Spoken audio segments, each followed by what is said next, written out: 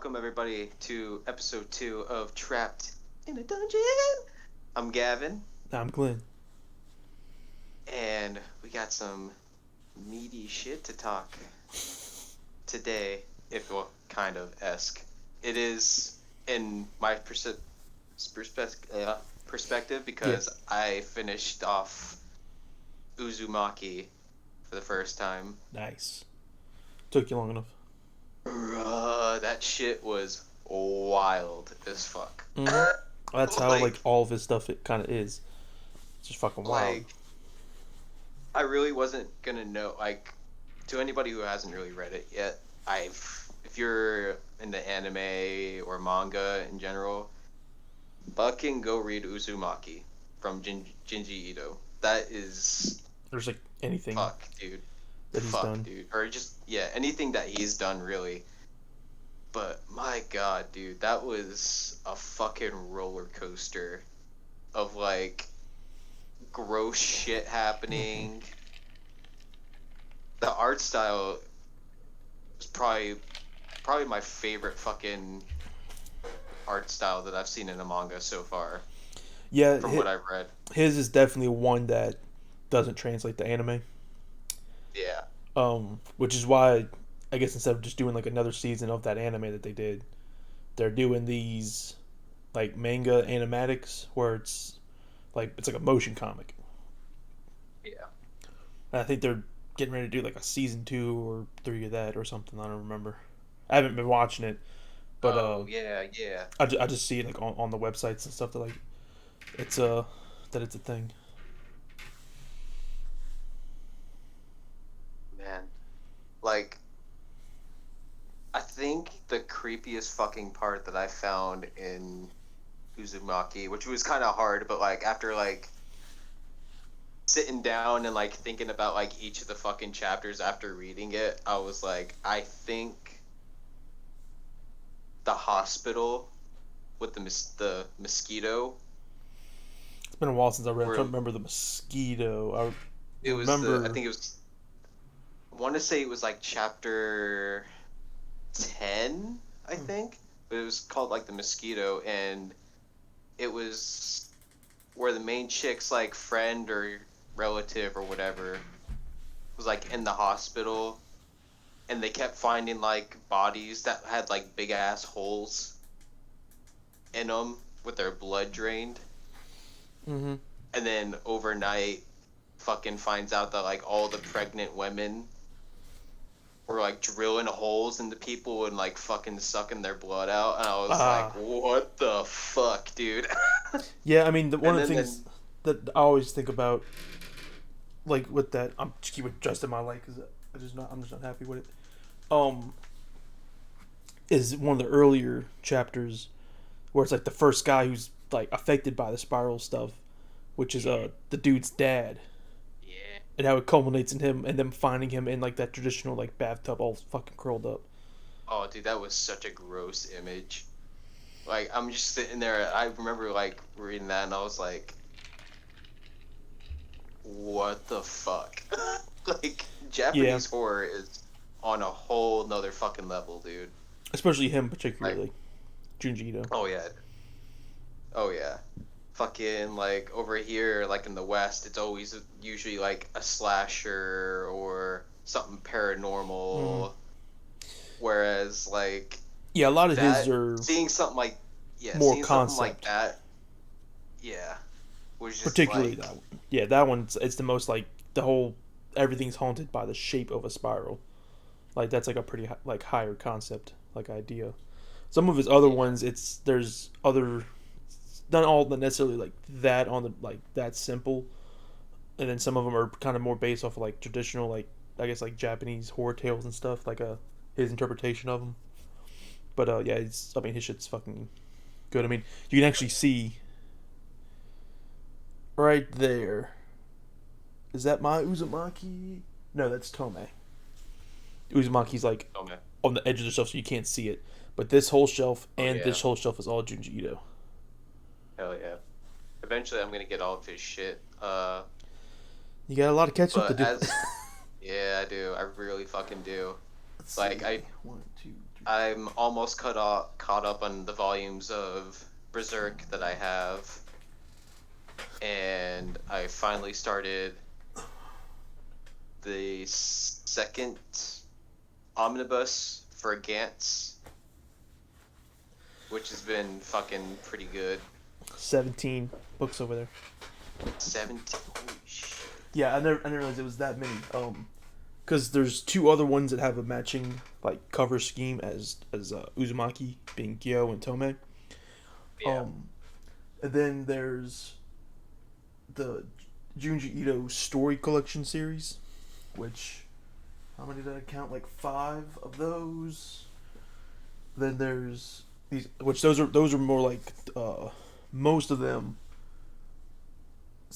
Some of them have like a theme where it's like that's what the whole thing is. It's all this, and a couple of them are just all like short stories. Like that's where like the Frankenstein one is like his version of Mary Shelley's Frankenstein. And then like Love Sickness, that's a really good one. Um, then there's his other like kind of shorter series that there's like six of those. Those are like all sleeve. They have like a book sleeve or whatever on them. The two smaller like paperback ones. I think it's like Dissolving Classroom maybe, and then Junji Ito's Cat Diary. That's a pretty good one. That's only like that one's usually pretty cheap. It's only like a couple chapters. And then No Longer Human. That one is pretty fucked up. That one is there's a famous book, Japanese book called No Longer Human, that though the authors never said it, is most people believe it to be based off of his own actual life, and it's a lot of like fucked up shit happened to this dude like over the years, if that is the case, and it's just him like telling it in like a manga story, and it deals with some heavy shit. Yeah. But yeah, that one that's one of his thicker ones. All the other ones are kind of standard, similar size. Like all the short story ones are all the same size. Those like six like story ones are all the same size. They're a little smaller. Um, Tomei is actually I think it's a little bigger than Uzumaki, but then Gyo is like way shorter. Like I think like Uzumaki and Tomei are usually like $30 or something like that, and Gyo's like $20 because it's like way thinner. That one's a pretty good one. I mean they're all pretty good, and I know there's a couple more getting ready to come out. Because I mean he's been doing it for like 40 years For or something like now. that. Yeah. So it's a lot of collecting of his older stuff, and unfortunately, which I guess they just didn't catch this, or I don't know why, but there are like a couple of his short stories that do appear in multiple books. Like I want to say, it's like the Principal Post, maybe does that's one of his real famous ones. Um, where it's just a short story about this guy who's like all excited about they built, I think it's that they built their family house or something, or he built this house, and he's the Principal Post is like the main post in the center of a Japanese house that like supports like a traditional Japanese style house. It's like the post that goes all the way down to the foundation. It goes all the way up to the tippy top point, and that's like the main support of the house. And something happens, like he's having like a house party with like friends and family over somewhere. He's got this house, and something happens, and he goes under the house, and he gets stuck underneath it, and they can't get him out without him dying. So he like ends up living the rest of his life there, and then maybe haunting the house. I don't know. Yeah, Dude. yeah, and then I want to say the Enigma of Omagari Fault or something like that might be in like two of them, which that's a really good one. I think there's like one more that like shows up in like two of them. I don't know. I remember I looked it up because I remember I was reading one of them. And I was like, wait, this short this because some of them they'll be like a 4 or 5 volume like series, and then there'll be like two or three like just like one offs in the back. And I remember reading one of them. I was like, man, this shit is so familiar. I just got this book. This book came in the mail today. It's brand new, just got released like today. How the fuck do I know the story? And like I flipped through one of the other books. It's like, oh, it's because it's in one of the other books.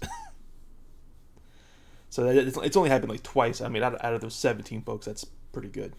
I think it's only happened like Yeah. twice. But yeah, every couple of months a new one comes out. I've been collecting them for a while now. I mean, shit. I remember back in the day when it was just Uzumaki, Tomei, and Gyo were like the only ones out there. Which I mean, I didn't start getting them until after I think like one or two more came out.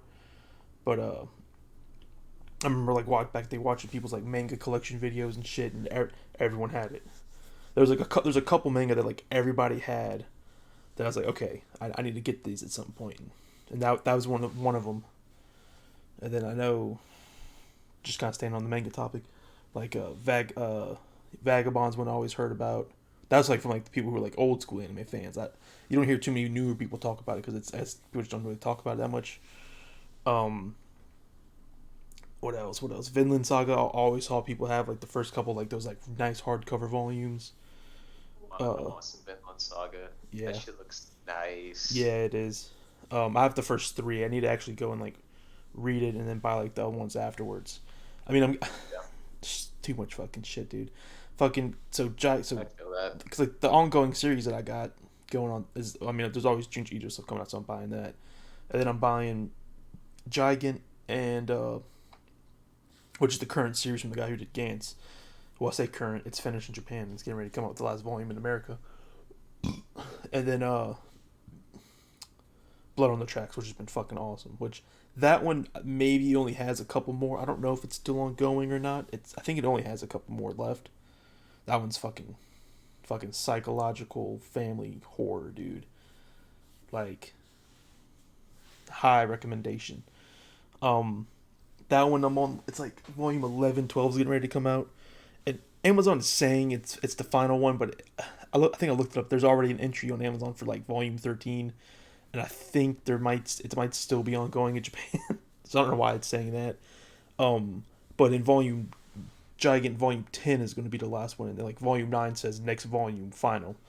So that's from the guy who did Gantz. It's pretty good. I mean, Gantz will always be like a special kind of place for me. Like a fucking ridiculous balls to the walls fucking series. And It really Gigant is. is, I mean, Gigant and like his other series in Yushiki are both good in their own right, but they're not Gantz. Started the second omnibus Mm-hmm. because I was like, all right, I just need to fucking finish Uzumaki, get through most of my Berserk stuff, and I'll be like semi fucking kind of caught up on the anime that I have or manga that Manga. I have. Mm-hmm. Because I was like, I've been having fucking Omnibus 2 sitting there for fucking ever now. Yeah, So I got that unwrapped because it. you got that not that long after it came out, Yeah. Like, and and I I think think, they're almost done with the omnibus. yeah, I think they're pretty much almost done. I think I started getting into it right around like or Omnibus 4 when that came out. Okay. So it's been a while. Yeah. Like, and same thing with I'm a Hero. I need to hurry up and get like the Dark Horse shit before that shit just decides, hey, we're not gonna fucking print anymore. Yeah. I don't know. There's certain Like, series that's not like a big issue, and if they're like good popular series like Vagabond, I have the first two of the what's called the Viz Big editions. That they every year they print a run of them, and then when they sell out for the year, they sell out for the year. So towards certain parts of the year, it's not the end of the year. I forget what part of the year they do it, or if it's not, or it's different every year or whatever. But there will be times of the year where like almost everywhere will be out of stock of like different random volumes and stuff. It'll be kind of hard to find, but then all of a sudden one day they'll all be in stock, and you'll be able to find yeah, whatever you need. And so I think that like yeah. there's some series that happens too. Some was it some they don't like the original volumes of Gantz. Like you can't find those in print. Like pretty much most of them they can't find anywhere. Um, I mean Gantz was never like crazy huge. It was good. It was like I mean it was decent and somewhat popular. I mean it made it to like 36 volumes or something like that, which that's a pretty big deal. Um, but I mean there was a lot of people online like really shitting on it. I think I've talked to you about that the whole like thing with him and 4chan and 2chan and all that. It's fucking stupid. It's There was one guy that I remember watching. I think you watched him too. I can't remember his fucking name, but he was doing like his manga collection or whatever, and he got to Gantz, and he's like, "I'm dropping Gantz just because of how fan service he is, and I was like, my man, you are, and you read That's manga. that's I was like, he you read definitely would not manga? like. He would definitely would not like fucking Gigan. Gigan's like borderline Yeah, hentai, dude. Like for yeah. real. Like Like I was like, okay, like I mean, that's that's kind of his it. style though. Is I was like, fucking hardcore action and big titties. That's like his thing. yeah. He And I was like, I kind of expected it. Like whenever I pick up like yeah. a manga or start a new anime, I just expect that shit to be in there at this point. Yeah, I mean, there's certain ones you're not gonna find it. Like, I mean, Blood Injection. Like, it's like it's all like realistic character design stuff. There is like a weird scene where this character, one of the characters, is like, um, sort of not quite hallucinating, but like he's not, he doesn't know if he's like sleeping and having like a nightmare or if he's like awake and like out. And he does see a character. There's a character that's like just like talking shit to him or whatever, like talking down to him real bad, and it's a woman who's fully naked, and I'm like, because it's like a kind of dream. She's like giant or whatever, and I'm just like, man, this character, I don't like that character, but nice. And it's not like in a sexual way or anything. It's just like a weird. It's just like a weird visual thing, like getting inside the mind of the character.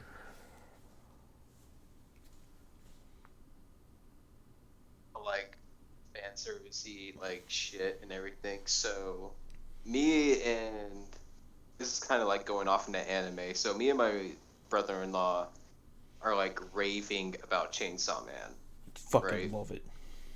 Dude, such a great fucking anime. And my sister, who doesn't watch that much anime Mm-hmm. or really watch it like at all, she was she was over here the other day, and she's like, if I have to hear one more fucking thing about Chainsaw Man, and she looks at me and she goes, it is stupid. The Nah. entire guy and his entire prospect of staying alive is just a cop a feel, and I was like, you goddamn right it is. Hell yeah, most relatable I character was like, ever. fucking right, dude. My man wants to cop a fuel, get laid, and have a girlfriend. Fucking Yeah, and that's like, and tell me about it, bro. I was like, you, what did you expect? And I was like, oh wait, that's right, you don't really watch anime. Yeah, and I was to be honest, he is kind of, that is kind of like an outlier. Like, not to say there's not characters who like they have like the goal of like similar goals, but like just to be like so like forward about it and just be like, yeah, and he's just like so yeah, unashamed as he's like, what of it, bro? yeah, but that's I should like cop a fuel, bro. that's yeah, but it's like that's where I get the comedy aspect out of it because it's just Mm-hmm. like it's so ridiculous that it's fucking funny.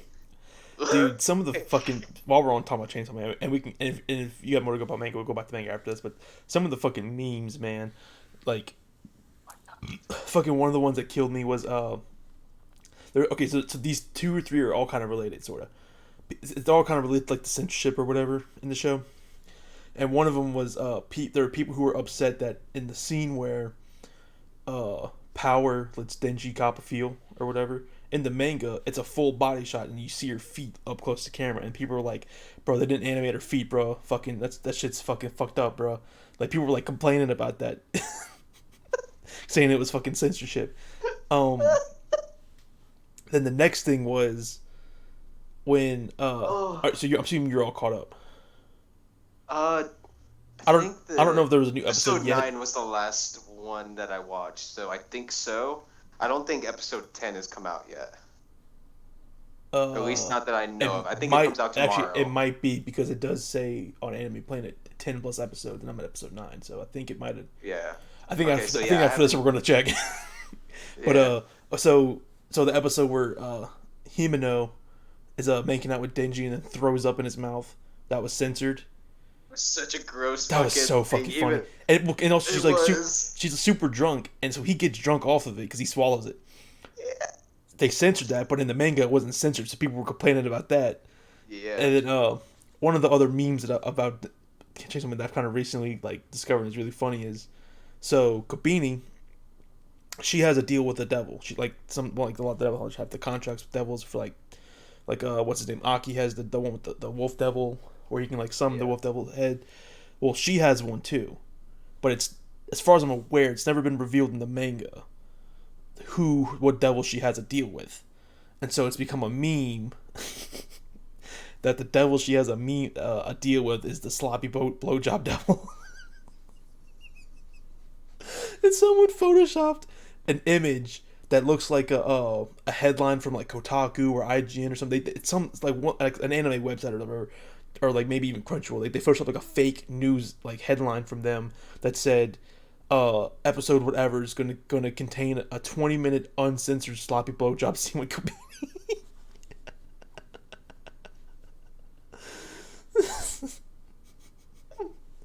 This shit's so fucking funny, man. And there's so many memes about that, dude. Oh man, that's fucking great. So anyway, did you have anything Yeah. else about manga you wanted to talk Uh, about? so I'm kind of upset. Well, but I'm also not surprised. So one of the first like big ones that I started collecting was Mm-hmm. Ubelblot. Yes. And so I have volumes 0 through 9, which I think they're technically omnibuses. Mm-hmm. They're probably some type of And omnibus or master yeah, collection. and so I've been trying to fucking find 10, The follow the which, ones after. yeah, because there's only 10 and 11 that I need. Oh, that's it. And those fuckers are so hard to find now. Have you been? I assume you've been checking eBay too. eBay, yeah, and there was one person that I saw on there who had volume 10, and it did not look like it was in that good of condition. Hmm. And he wanted like $100 for it. Fuck. I was like, you can get Mm-mm. fucked, dude. I was like, I'm not fucking paying that No, at if you all. just keep your eye out, I'm sure it's gonna be the same thing with like Vagabond, where just every maybe over some point over the next year they'll probably reprint it at some point, like reprint like the whole series, and Yeah, you just have to keep checking. You yeah, because can who the it's fuck by Yen Press. I don't know if they do it, but I think Dark Horse does do it, where on their website they have all their volumes that are in like their line of what they print. Or no, it might be another website that I found. I think it's Right Stuff. Yeah, If you could find an entry for it, if they have like a page for that volume like 11 to 10 on their website, as like it's yeah. still like a product that they're expecting a reprint of, they'll give you the option to put in your email and they'll notify you when it gets restocked. Okay. Yeah, I They need to do that check with Right with Stuff more Vagabond. often. They do that Okay. with the I remember when I went to go buy volume 1 or whatever. Finally, I was like the first time I went, I was trying to find it. I was like looking online, like trying to see if it was still in print because I know it was a while. Like I know it's been a long time since those editions were released, and I found like people were discussing like, hey, like they every so often, year or two, they'll put it back into print. Like they put it back into print regularly because it always sells and they always sell out of it eventually. And so, but they said like if you go to Right Stuff or so, I think it was you could they have the entry for all the volumes and you can say, hey, let me know when this volume's in stock. But like surely, like I remember when a couple weeks after I found out about that, they went back into print, so I was able to just order it on Amazon. Kind of figured that that was Oh, going to be happening because I mean it's been out for quite a few yeah. years. There's a couple And series that I have like a couple volumes of that I'm like should probably get back on buying these before that happens. Like Blame, I yeah, really need to get the rest of the Master Editions of Blame. That series is awesome. I'd hate to not have the whole thing. yeah, Uh, yeah, one of the ones I'm not too worried about because I know it's really popular and it's like a really it does sell pretty regularly is the Gundam the Origin, like those really nice hardcovers with the photo paper and stuff. They're really like still to this day like the best quality like manga you could buy is that those editions of that. yep, And there was like a couple other that I'm sure I'll be able to find it. I know they've re-released in like box sets and shit. I'll be able to get it. Um, yeah. one of the ones that I do is up there on the list. At some point, I do need to buy it. Is the which I'll just buy the box sets of it when they get back in stock. Is the box sets of Naruto. I love Naruto too much to not own it. I mean, I have all the Bleach, so I might as well say, fuck it, get the 3 box sets of Naruto. I need to do is hurry up and get volume 2 and 3 of the Hellsing Deluxe editions. Mm-hmm. Because, oh my god, dude, they're so fucking nice looking. Yeah, those are the Oh same my as the god. Berserk ones, right? The big hardcover Yeah, books. yeah. But I think I like the Hellsing ones a little bit better just because it's leather, Mm-hmm. but it's also red. Yeah. And it's got a fucking cross embedded, Mm-hmm. like engraved into the leather on the Yeah, like front of pressed it. in And or I'm like, whatever. oh, it's so fucking nice, dude. Oh my I'm god. so worried. I'm Even like, part of me is worried that when they finish Gantz in a couple months afterwards, they're going to do Gantz in those editions. fuck me, man. I I didn't even know. think about that. Well, Oh my so god. right around the time where I like kind of stopped buying them because I have like the first 5 or 6 of the omnibuses. Around the time where I kind of didn't have the money for them, was focusing on other ones. Uh, I was watching the Omnibus Collector, and he said that he actually he was buying the omnibuses. So he had all of Gantz like in its singles, and he sold it, and then he started buying the omnibuses, and then he started to suspect that because when the Blade of the Immortal omnibus is finished, they started doing them in the hardcovers. So he's like, okay, so he's like thinking, okay, so the Berserk ones are doing really good, the Hellsing ones are doing pretty good. Blade of the Immortal immediately switched to doing those hardcovers when it finished. Like he was getting worried, so he sold what omnibuses he had of Gantz and was like, I'm just waiting to see if they do it. If they don't, then I'll get those. That's, But if not, I mean, if they do, I'll sell the omnibuses that I have and get them. yeah. That would be so fucking sick to Fuck, have. man. That actually does make a lot of sense because, I mean, any kind of manga collection that you watch now that's like 2020 to now, Mm-hmm. you at least see at least one series of the deluxe Oh yeah, editions in somebody's especially fucking Berserk, because Berserk's collection. so fucking Yeah. beloved. Um, Oh, yeah. I mean, Like, I was it is one honestly of the best. surprised when they did it with Helsing. Like, I was really Yeah, surprised when they did it with Helsing. I mean, it kind Because of, I didn't think that would ever get a revival. I mean, it kind of makes sense. It's got a similar kind of like darker, kind of more adult themed. It's probably like a similar age. It's a lot shorter because I assume Yeah. it's not like it's 40 something volumes long. It's probably like a couple, like maybe at most 10, like regular like single volumes, not like omnibus type volumes. And so they're probably Yeah. like probably when the Berserk ones started doing really good, they're like, well, shit, it takes us a couple months to get one of these ready. How, or like we're staggering the releases like every couple months. What if we threw in like another one kind of in there? There was a couple other series that started recently doing like some nice hardcovers that I've been really wanting to get, like Devilman, like the original Devilman series has some like couple nice hardcovers. I think they even did one for Devil Lady or something like that. The what was it? The Fist of the North Star ones look nice as fuck. I don't think I've seen those ones. I've seen every once in a while when I go to like Barnes and Nobles or Books a Million, I'll see them and I'm like, shit, those are fucking sick. Because when I Yeah. first was reading Gantz around the same time I was reading Fist of the North Star, but for some reason I don't know. I think what happened was is I was reading Fist of the North Star and then I found Gantz and I started reading that and I got hooked and I just read all of Gantz, and then I forgot to go. I forgot since then since high school is when that happened. I forgot to go back to Fist of the North. I haven't gone back to Fist of the North Star since it's fucking like sophomore junior year of high school. You imagine that, like, say, like, after Berserk is done getting their fucking hardcovers and Gantz gets theirs, Mm-hmm. can you imagine how badass it would be if they did I Am a Hero in deluxe editions? That I mean that's another one that they That could would be do. fucking dope. Because, I mean, I read the first, I think it's an omnibus, yeah, first Mm-hmm. omnibus of it.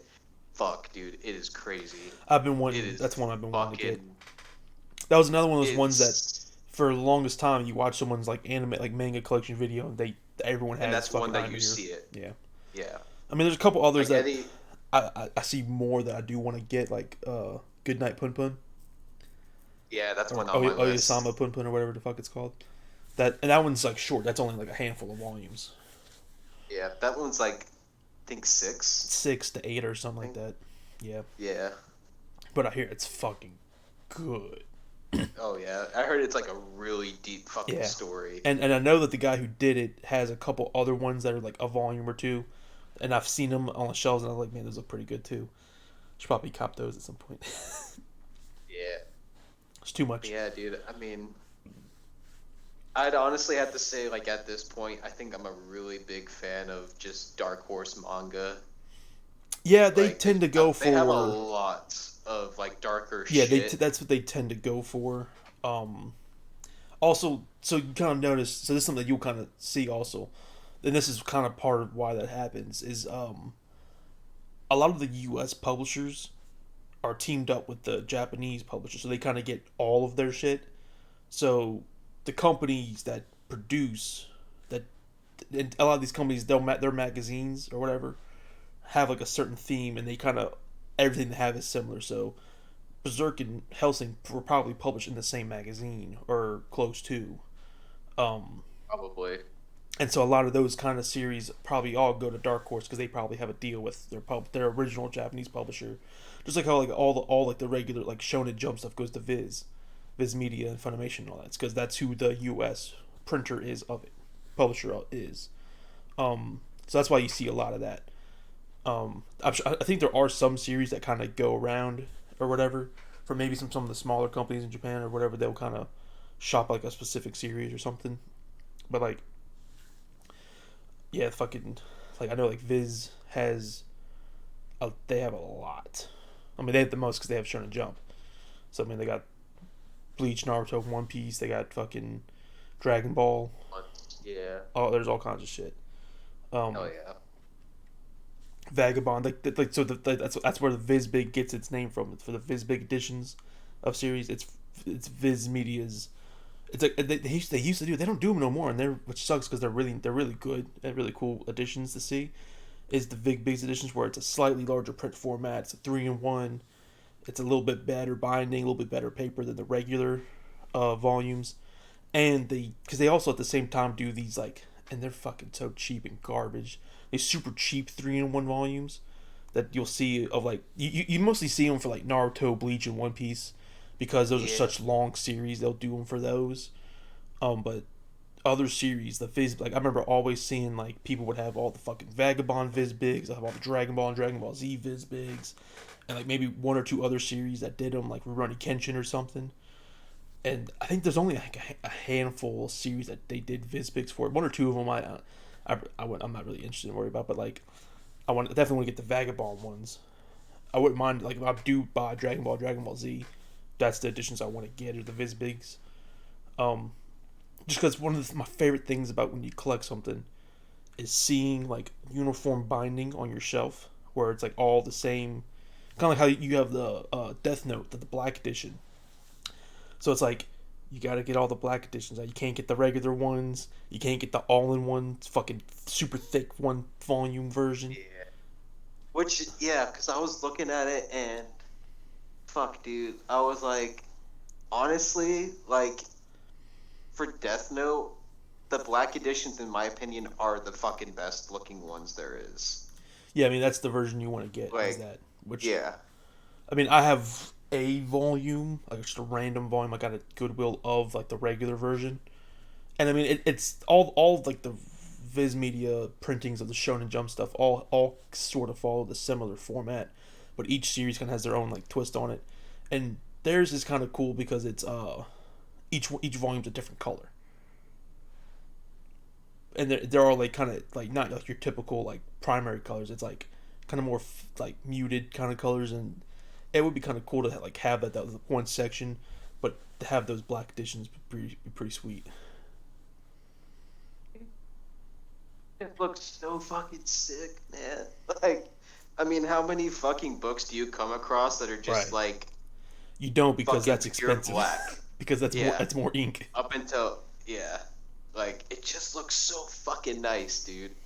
Like, and I wish I had bought like more of this after I'd fucking read it, but Mm. I think that this, And so you can see that's it, I think that's yeah, Viz. Yeah, yeah, so Viz, because they that was part of Shonen Jump's advanced magazine. So there was like that and like Claymore and a couple other series that were in like the more like teenager magazine as opposed to like yeah, regular Shonen Jump, which is like the boys like youth series like Naruto and Bleach and One Piece and all that. yeah, Like but yeah, I mean, fuck, dude, these things are just so nice. where's my grabbing a couple things off my shelf. There's just like a random like volume of Bleach, but like every volume follows the same exact format. I mean, the logos Yeah, changed over the years for Shonen Jump, and I think the number for the color for the numbers change, and like this is just whoever the cover art is. But the Viz Bigs, all every even for every series follows the same kind of format, where it's black and white with a red number, and there's like a red accent on it. And these actually, which it has that like wrapped all the way around, just like the white with the red accent. These actually, when you have all of them, is one big art piece with all the characters, yeah, which is fucking yeah. sick. Oh Oh, yeah, yeah, and you can also see like the size difference between like a normal Viz Media, yeah. like it's even Fucking just like massive. just straight up just a larger format, blown Oh up. yeah, I mean, you can see the fucking art so so fucking fucking. good. Oh yeah, This is Vagabond had such a good fucking artwork on it. this guy. This isn't his first like real popular series. Before, I believe he's the same guy who did Slam Dunk, which is an old school basketball series from back in the day. Same guy. Yeah.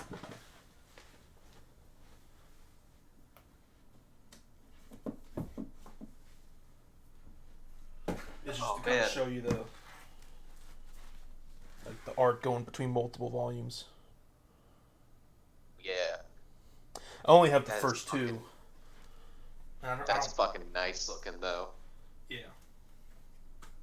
But yeah, I see that's usually a really big one in a lot of manga collectors like Oh yeah, this just. collection I videos and have the first shit. Rurouni Kenshin one, but you can see it's like the same kind of format. Oh shit. Yeah. I mean, this they have this one they have like full color covers, but like the Yeah. binding's the same.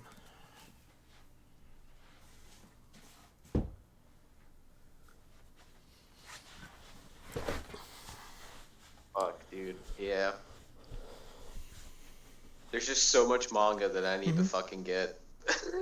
Oh yeah, There's no, I just can look so at my much shelf of and it. just be like, okay, I need more of that one, more of that one, more of that one, more this one, and then there's these other ones I want to get. I Yeah. want to get this one, this one, this one, this one, this one. It's too much. Yeah. Anytime I have to like anytime we've ever gone to like Second and Charles or Barnes and Nobles and shit, Mm. and I come across a series that I have, I fucking immediately forget like what volume I had Yeah. left, and I fucking hate that because it's like shit. Like I'm gonna have to start fucking writing it down, So honestly. there's a couple ways you could do that because I've thought about this in the past. I'm pretty good about remembering where I'm at, just because I just think about it pretty regularly, so I just kind of know. One of the things you could do. So there's a couple things you could do. One is, which this would be easier to maintain if you don't have a ton of series that you don't have all of, and that would be just have a Google Doc spreadsheet because you can pull it up on your phone, and Makes you can sense. go like Yeah. when you have a computer, you could like make it on your computer and edit on your computer. But when you're at the store, you just pull up on your phone, go on your Google account, find the Google sheet, and there you go. Um, or like one thing that I did for some of the series that I have is I have a specific shopping list on my Amazon account of all the missing volumes for those series. So that way when I buy it, I can just take it right off the list. Because most of the time I do buy it on Amazon, just because it's a little Yeah. cheaper and they usually have it. That's kind of the big deal. Esther and whatnot. Yeah. Just because a lot of bookstores they'll, especially for longer series, they'll usually have the first couple of volumes and the most recent volume. That's kind of what they'll have. They don't always have. They usually don't have because they don't have they don't have the shelf space for it. Have every fucking volume. Yep. Yeah. I mean, can you imagine having like on like shelves like all of Bleach, Naruto, Dragon Those Ball, are usually Berserk, and ones all that that? tend to have most of like, especially Yeah. because like with the Dragon Ball, like they'll have like the Viz Big edition, so that's only like a handful. Dragon Ball's not actually super crazy long as you think it would be with how long the just because the anime has like a lot of like super stretched out parts. um, Yeah. but like they'll a lot of times for like Naruto and like One Piece, those they'll typically have most of the volumes of. They'll be missing a bunch, but they're more likely to restock those kind of middle ones. And I'm sure there's certain ones that sell more regularly because it's a more popular part of the series. They'll probably keep those in stock and stuff. But then it's like other series that aren't necessarily as popular, like Gundam Thunderbolt. They might have like 1, 2, and 3, and then they'll have like 15 and 16. I think they're on like 16 or 17. They might even be a lot farther than that. It's been a while since I checked. I only have the first like Yeah. two. Um, Yeah, which I mean, if it's like if you're going out and you haven't really started the series anyways, and you're just trying to like get yeah, it in bulk to what you can get when you see it, then yeah, obviously you can go and ahead and just like grab the shit. I But forget. I think it's Barnes and Noble. I don't know if Books a Million really does it that often. No, they both kind of do. Every once in a while, if you check, they'll have sales on them, like buy two get one free and shit. So that's usually like a yeah, good way. Like if there's a couple series you've been thinking about, is to do just wait and go get the first like volume or two of like a couple series. So you're getting like a couple free volumes and stuff. Cause I don't think they usually let you like order stuff online in store with the sale. I think usually you gotta. It's like what they have in the store. fine. Yeah, Um,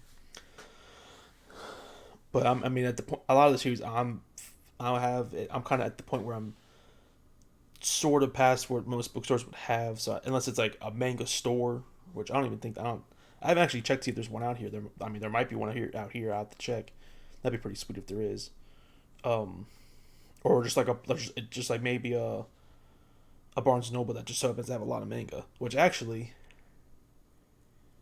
I need. There's two Barnes and Nobles I know about here. I haven't been to them since I moved out here. I need to go check them. They might because there's one like in the city. It's like a full size one, so they might have a decent selection. And then there's a small one on campus at LSU that they always had a decent like comic book section. I don't remember what their manga section was like. But that would be a spot for them to have a lot of because it's college. It's a lot of young people that are probably into that type of shit. Um, so I need to go over there and check those places. I might do. I don't know. I gotta find time to do that. I don't know when. But to kind of go back to the anime, if you're kind of ready for that, kind of keep the yeah, show moving. yeah. I was say we've been on manga for about an hour. Yeah, about like 40 minutes to be exact. Exact. What are you watching right now? Obviously, Chainsaw Man. I'm not hearing you. You messed your shit up, dog. Oh shit, dog, you messed your shit up. Oh man. Oh no. There you Oh go. no. There you go. There we go. Fuck yeah. Okay. Oh fuck! Immediately, as soon as you start talking, dog, you go whoo, and then you start talking, and that's it. God damn. All right, we there? Yeah. Oh, thank fuck. Okay. I saw the bitch come unplugged, Mm. and I was like immediately like, motherfucker. All right. But yeah, so I need to catch up on the newest episode of Chainsaw Man, obviously. Yeah, I think that literally came Uh, out tonight. So yeah. Fucking more than a married couple, but not lovers. I'm pretty much almost caught up with. I I think don't think I've heard of that the one. 10th episode. It's one where it's like a romance comedy. Yeah, I kind of got that from the title. So yeah, and it's this high school, but they are tasked with Oh, I remember they you have to telling me do about it. all I year remember you telling long. me about it. Yeah, Yeah. Okay. Yeah, I think and we it's talked about pretty it last funny. episode. Yeah, it's pretty funny. I wouldn't say it's the greatest, but it's definitely a good watch. Okay. I've been enjoying it pretty much so far. Um, and I did finish, and I fucking loved the series, dude. It was so fucking fun to watch. It was Yakuza's Guide to Babysitting, Nice. bruh. That shit was fucking. It was pretty fucking awesome. I'm not gonna lie. It was very lighthearted, but at the same time, it was like it had its serious moments. Mm, But it was just pretty fucking funny all that's better around. lighting. Seeing like these badass yakuza guys have to take care of the yakuza boss's fucking daughter every Fuck, it's day. gonna blown out. Um. Oh, what the Oh, fuck not that else?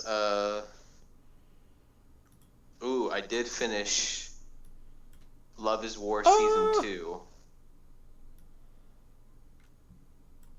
Oh No. fuck. Oh fuck. Oh fuck. Okay. I saved it. I saved it. I totally did not bring my web browser over the part of the screen that I am recording. That's for sure. Trying to Jesus move stuff Christ. around. I forgot. I forgot that since my TV's right here, I can just put up a white browser screen as like a light, a key light. And so I was trying to adjust that with like a screen that I have that's in dark mode or whatever, and like trying to size it. And I totally just brought Anime Planet like right over my face. It's fine, dude. It's kosher. Fucking awesome. It's But kosher, yeah, dog. season 2 of Love is War was really good Yeah, actually. yeah. I watched that. I think. And the third season is out as well. I think it's already been long fucking finished. But Yeah, I don't know I if yeah. it's still like if there's a fourth season at all. And because I know the second season was Funimation got the rights to it first when it first came out. But now that I think it's Crunchyroll owns Funimation, Yeah, that's weird. it's weird. I think that sounds right. I think it's Crunchyroll that owns Funimation now. So let's see where they got. So there's the first season. Then we got I think Love is Love War is War Ultimate. question mark, which I think That's that's the season second one. two. Then there's a Yeah. OVA episode. Oh. This is just another little spin-off episode. Season 3 Ultra Romantic. Ultra romantic. That's it.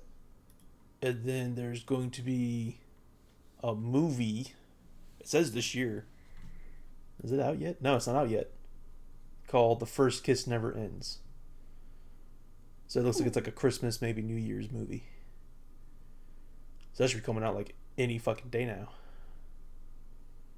I did not hear about that up until now. Mm-hmm. Looks like the manga is finished though. So who knows how many seasons it's going to be? 6 volumes. Huh?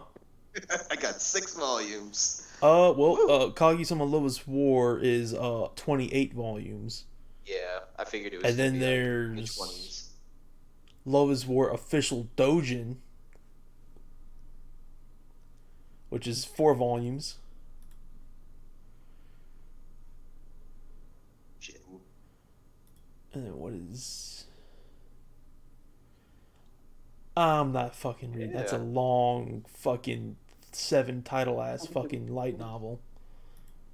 There's a volume of a light novel. Fuck light novels, dude. Like, What the I fuck come is to this read other manga thing? to see the artwork and read the panels and shit like that. I don't want to read a book. If I want to read a Kaguya-sama book, World I'm gonna Content fucking have the books that I have right here. Yeah, I mean, here's the thing though. From what I understand about light novels, there's a reason they're called light. They're like under 100 pages usually. they're short as fuck. They're like real easy to read, and then they do have art in them. It's just at certain Yeah. points they'll, yeah. Yeah, because I was looking at Vampire Hunter D, Mm-hmm. and I thought it was gonna be like a full manga, and then I started looking at like people's pictures and shit like that, and I was like, oh, it's a light novel, and then I got immediately turned off. I Damn. was like, yeah, no, I'm good. The original All The You Need Is artwork Kill is a looks light novel. awesome. Yeah. I might get that at some point. I have the really nice like the 2-in-1 or whatever of the manga, which the art's so fucking good. Yeah, Hopefully one day they do the proper adaptation of it. exactly. Not what they did. I mean, what they did was a good movie, but it's not the same. Yeah. Oh, Edge Tomorrow, Tommy Cruise. Hell yeah. But What trying to else? think. Anything else you're watching? Oh yeah, so I fucking started. It's a long overdue, but I finally started Tanya, the Saga of Tanya the Evil. I've been needing to watch that one. That one looks really good. Dude, she is an evil little bitch. Like, That's oh my what I understand. fucking That's how it god. is. Yeah, I was like, I knew that she was gonna be a piece of shit, but holy fuck, dude. Like, she gives no fucks at all. Like, 0 to none. Mm-hmm. Rat's ass is more. Like, I was like, and it's weird too because it was like, it's like a World War I theme, From what but I in a understand, it's a world around the time of World War II, but World War One never happened. So it's like a new weird. World War, but Yeah, like a it's like in few a years different later. universe. Well, yeah, and also there's they're riding like rifles like fucking broomsticks, from what I Yeah. understand and shit. And there's like flying around shit, so and there's magic and fucking shit.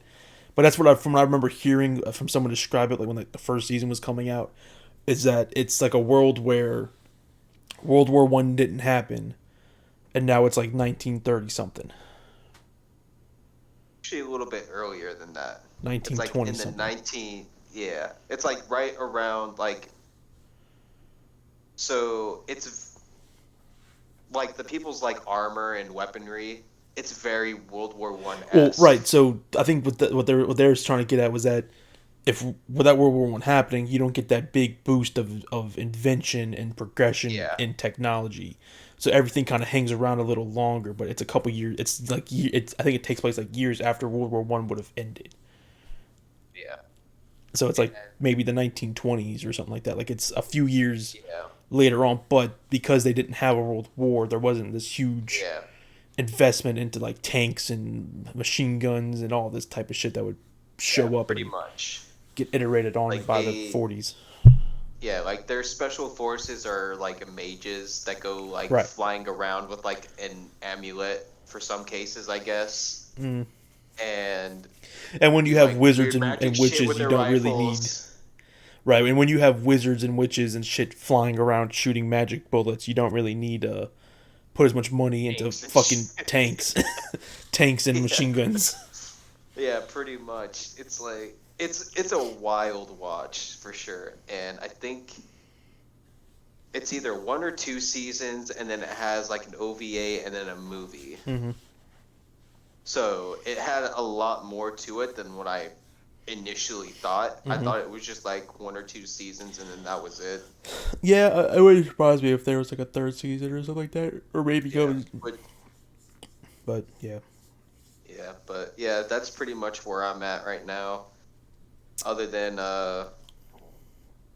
finishing off the bits that I haven't finished off with the Iron Blooded Orphans for the second season. Fuck, dude. Oh, I was thinking about that the other day. About maybe like I actually might even, but today I'm gonna be honest with you. Last night I was up to like fucking like 1:30 in the morning for no fucking reason at all, and I went to work for woke up at like 6 o'clock to go to work, and went, Jesus. so my brain's a little foggy today. Um, Yeah. but I think it was today. I was like thinking back, like man, I remember when I was watching that when it was coming out, bro. I wouldn't mind going back and watching some more because that's some fucking good shit. Like the fucking sounds of it, because now that because you're pretty much talk, I guess if you're done, go with what I'm watching.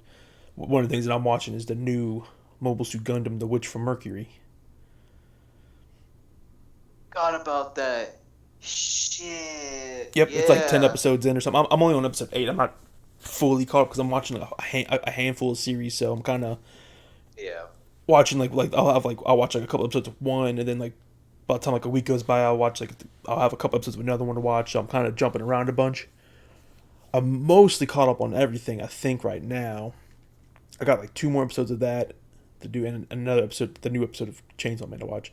But yeah, that's been pretty good. It's different, and it'll be interesting to see.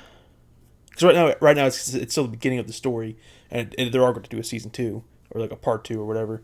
So it's going to be like the normal like same length as Iron Blooded Orphans, like 2 season kind of length. It'd be interesting to see if it takes a turn at some point and gets a little more serious, and the world like the conflict gets bigger. Because right now it's kind of like almost like a battle school type anime. Where I might have told you about it.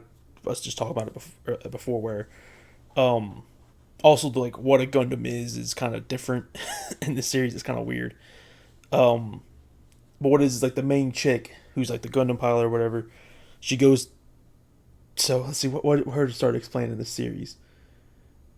So all the like weapon manufacturers, like mobile suit manufacturers and stuff, all form together to form this kind of governing uh agency or whatever that kind of dictates what these companies are allowed to make. Like all the heads of all the different companies are all part of this company, and the more bigger your company is, the more power you have in this organization. And like some odd years before the series starts, there was a company developing the Gund platform, which originally what it's designed for is to give people who like let's say like you lost a limb, like it's like special like full control like replacement limbs, even like almost like full bodies. Like one of the ones they show an example of is like all the whole back, like spine and neck is all replaced with fucking mechanical parts and shit. But they're also developed mobile suits with that technology, and it's kind of like their version of like the new type funnels. I don't know if whatever series you have that have those. If you've watched one where they have like the little like things that they can control that shoot and stuff that fly around them that they kind of control with their mind. It's kind of like that their version of that, or like the what's it called, the whatever Vinya system from Iron Blooded Orphans where it hooks up to their neck. It's kind of more similar. It's like a combination of that and the regular new type stuff because it's all kind of mentally controlled. They don't directly plug into it, but it becomes outlawed because everyone who pilots these Gundams, at some point they get some fucked up and like it literally like kills them piloting the Gundams.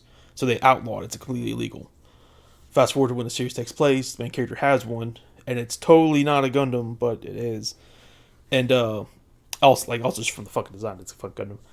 But she goes to this like school that's like where it's like the big preppy school where all like the kids of all the heads of the companies go to or whatever. And there's this weird system where if you have like beef with somebody, you could just like fucking Gundam like mech duel them. It's not to the death, not to the death or anything, but like, and they'll do it over some petty shit sometimes. Um, but like, if you got beef with somebody, you just like, all right, I challenge you to a duel. Do you accept? And like, you agree on terms, and then you go to one of the fucking training fields, and you're fucking mechs, and it's like whoever first knocks off the other person's V fin, that's who wins. And it's yeah, I mean it's a pretty good series, and actually I think I don't know if the Crunchyroll Awards happened already and it won, or it's like one of like the leading votes for it. But it's top couples slash ships in anime for this season or whatever, and it's the main chick and the this other chick that's in the series who's like the daughter of like the head of the whole organization. Because one of the things is uh you can be of the people. So whenever you duel, there's a person who's called the holder, which is like the highest ranked duelist, and the main girl becomes that. And one of the benefits is that according to the school rules, you are now engaged to the head of that government organization's daughter, and so technically she's engaged to this other chick. And so like they're like winning as like one of like the top couples in anime right now. And actually it's like a kind of funny, kind of cute series. It hasn't gotten like super serious yet. There's a couple things that it's kind of dabbled into where there's like other shit going on where it can be. And so it'll be interesting to see if like towards the end of the season or at some point there maybe like something big will happen. That's like the big climax for the season, and that will cause it to go into the next like phase of the series or something. I mean, I guess it'll be fine if it doesn't and it kind of stays like at the scale it's at. But it would have been nice if for the first like next mainline sort of big Gundam series since Iron Blooded Orphans to be something bigger and better. You know, I mean, it's good. I'm enjoying it. I'm gonna keep watching it. Watch it all. Which I actually, on the topic of the Crunchyroll Anime Awards, I Googled it like last week or something like that to see when it was happening. It doesn't start until March, Damn. which is weird. I think. I think I know why. I think it's because The winter anime, I think, yeah, they're is gonna wait what. for the winter anime to finish. Yeah, because That they makes just sense. dropped, I think, like 8 new titles that are coming out for the winter anime, and I Well, don't yeah. remember what they So were. we're approaching the end of the first core of Yeah, fall. So all the series that are like 13 episodes, that's a one core anime. They're all going to yeah, be ending in a couple weeks, and then after that is when the next set start. But all the yeah, series that are two core, which is like your like 24 to 22, 23, 25 episode series, those are all going to still be yeah. going on. So yeah, so they're going to give that like 13 weeks or whatever, 13, 15 weeks or whatever for the winter stuff, which is just about to start at the end beginning of the year. Um, Makes sense. I mean, yeah, yeah.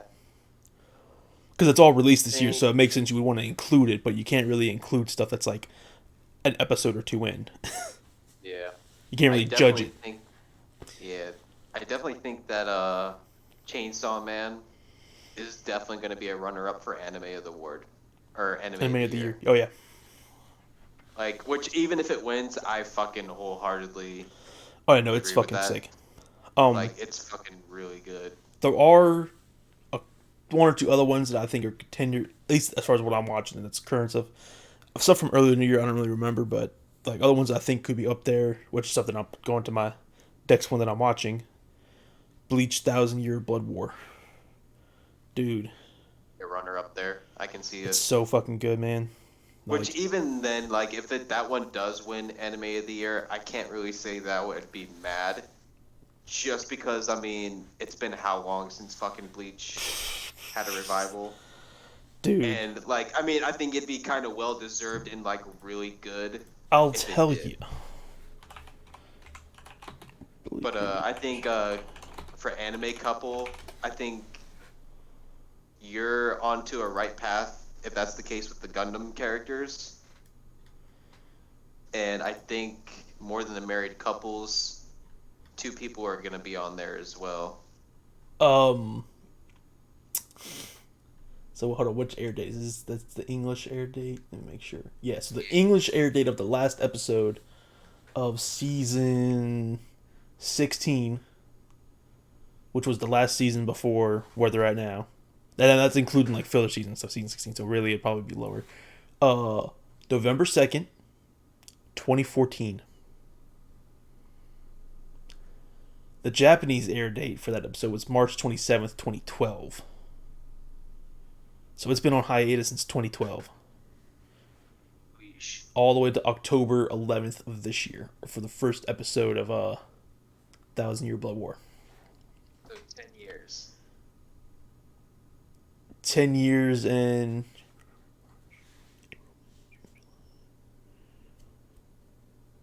7 months, Yeah, like almost almost 11 11 years. years. Fuck, dude, that's Fuck, so dude, fucking insane. that It's that is. long. That's like freshman Holy year of high school, dude. shit. Oh my fucking god, it is. Now, when did the fucking let's see, when did Holy shit, freshman year was fucking. Dude, that just hit me hard as fuck now that you just said that. so the manga was still ongoing because obviously there's also stuff that's happening now that was that's happening, and that was August 2016. So now we're at like 8.5 years or 8 years in a couple months. Yeah. No, 6 years in a couple months. So it almost like Yeah. halves that time. Um, but yeah, dude, it's been a long wait, man. Even then, like fucking August 2016, that would have been if I would have stayed in college. That would have been my sophomore year. If I would have stayed, Holy shit. because August 2015 would have been freshman year of college when I went to LSU. We're getting old, bro. I'm reminded of it all the time because a lot of the dudes I'm friends with at work are all like, they all this year turned 21. I have a lot of coworkers that are like that too. So like a couple of them are even like in high school, Well, yeah, and don't you work at like Papa John's or something like that? yeah, Yeah. and so one of them had like turned 18 a couple months back, and I was like, "Fuck, dude!" Dude, you're like almost 10 years Like, older and than that kid. yeah, I was like, Are you he goes, "Well, how old are you?" 27? Yeah, I'm 26. I'm 26. I'll be 26. 27 in March. That's what is March. I always Dude, forget so when I your thought birthday is. about that. Yeah, I sat there and I just thought about that for a sec, dude, and I'm like, holy fucking shit, Or dude. Like, I'm almost 30. I think about that too because one of the other guys I work with, he's 28, and he's got like kids and shit, and I'm just like, man, that's a me in a different life, bro. If I was skinny and black.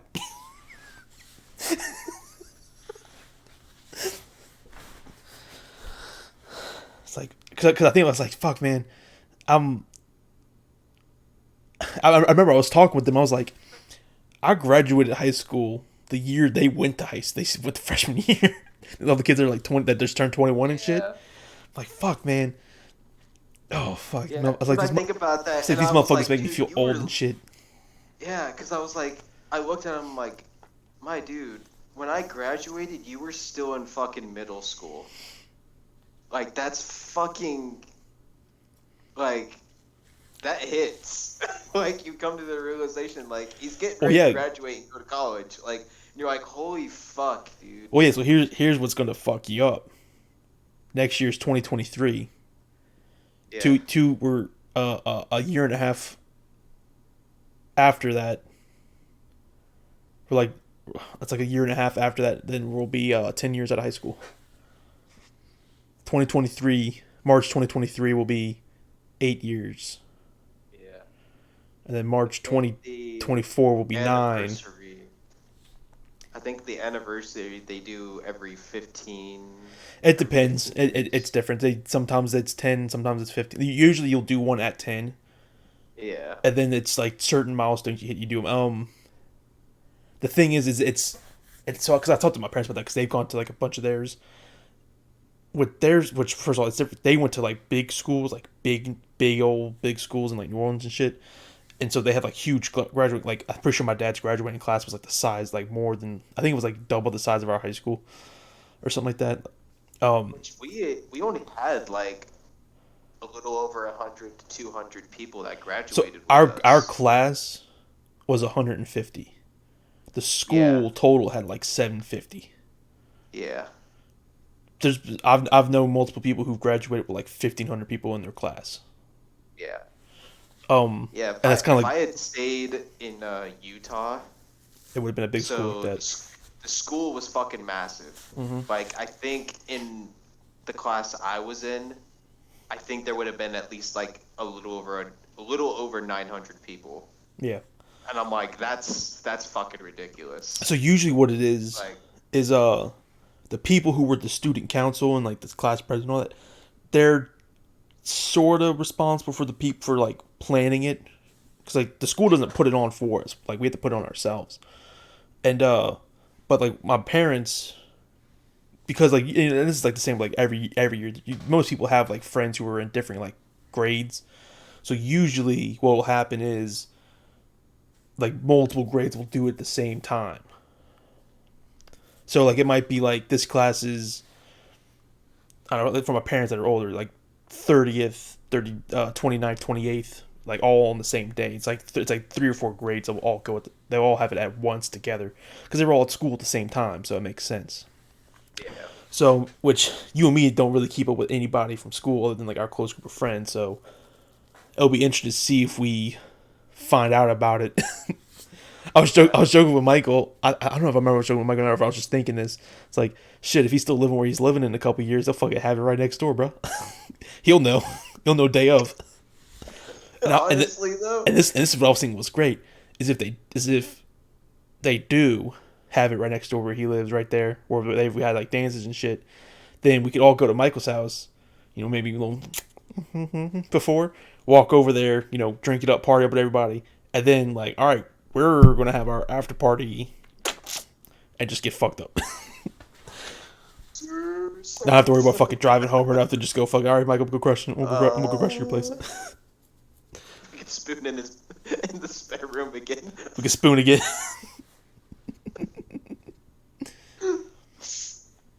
One day we're gonna do that, and we're gonna wake up and we'll be spooning. we're gonna maybe get a little too messed up one time, and we're just gonna wake up like we'll fucking have drool all on each other. Fucking. And then Lori would be like, "What the fuck you doing, dudes?" I don't think we're gonna have a fucking 50-something-year-old at our graduation, at our anniversary with us. Oh man, you guys got fuck a guy high, huh? Hell yeah, brother. I still am. Come over here. So, fucking at work one day. After this, we'll go back to the other anime I'm watching. Yeah, this is a little off topic. Yeah. But, fuck it. And they asked me, they start laughing and they go, "Hey Gavin, is it gay to kiss the homies goodnight?" And I was like, "Fuck no." It's like, if my boys can't sleep, you gotta help them out. Yeah, you gotta go tuck them in, bro. Yeah. And one of them was like, "It's only gay if you take off your socks." And I was like, "Okay." Fucking Okay. Zoomers, bro. I guess. Gen Z having motherfuckers. Yeah, basically. Gay, you take your fucking socks off. Who the fuck sleeps with their fucking socks on? Really? Sometimes. I don't. I can't. It depends. I've done it, but motherfuckers, fucking. I'll be in my bed, and just fucking throw them. Like during summer, like I don't do it very often, just because of how fucking hot it gets out here. Right. But like during this time, like it'll get pretty fucking chilly, and I'm like, yeah, I ain't fucking dealing with that. This is like a kind of related question. Are you a morning shower or a night shower person? Night shower. Night shower. So. Actually, right before this podcast, I got in the shower. Like a couple hours before.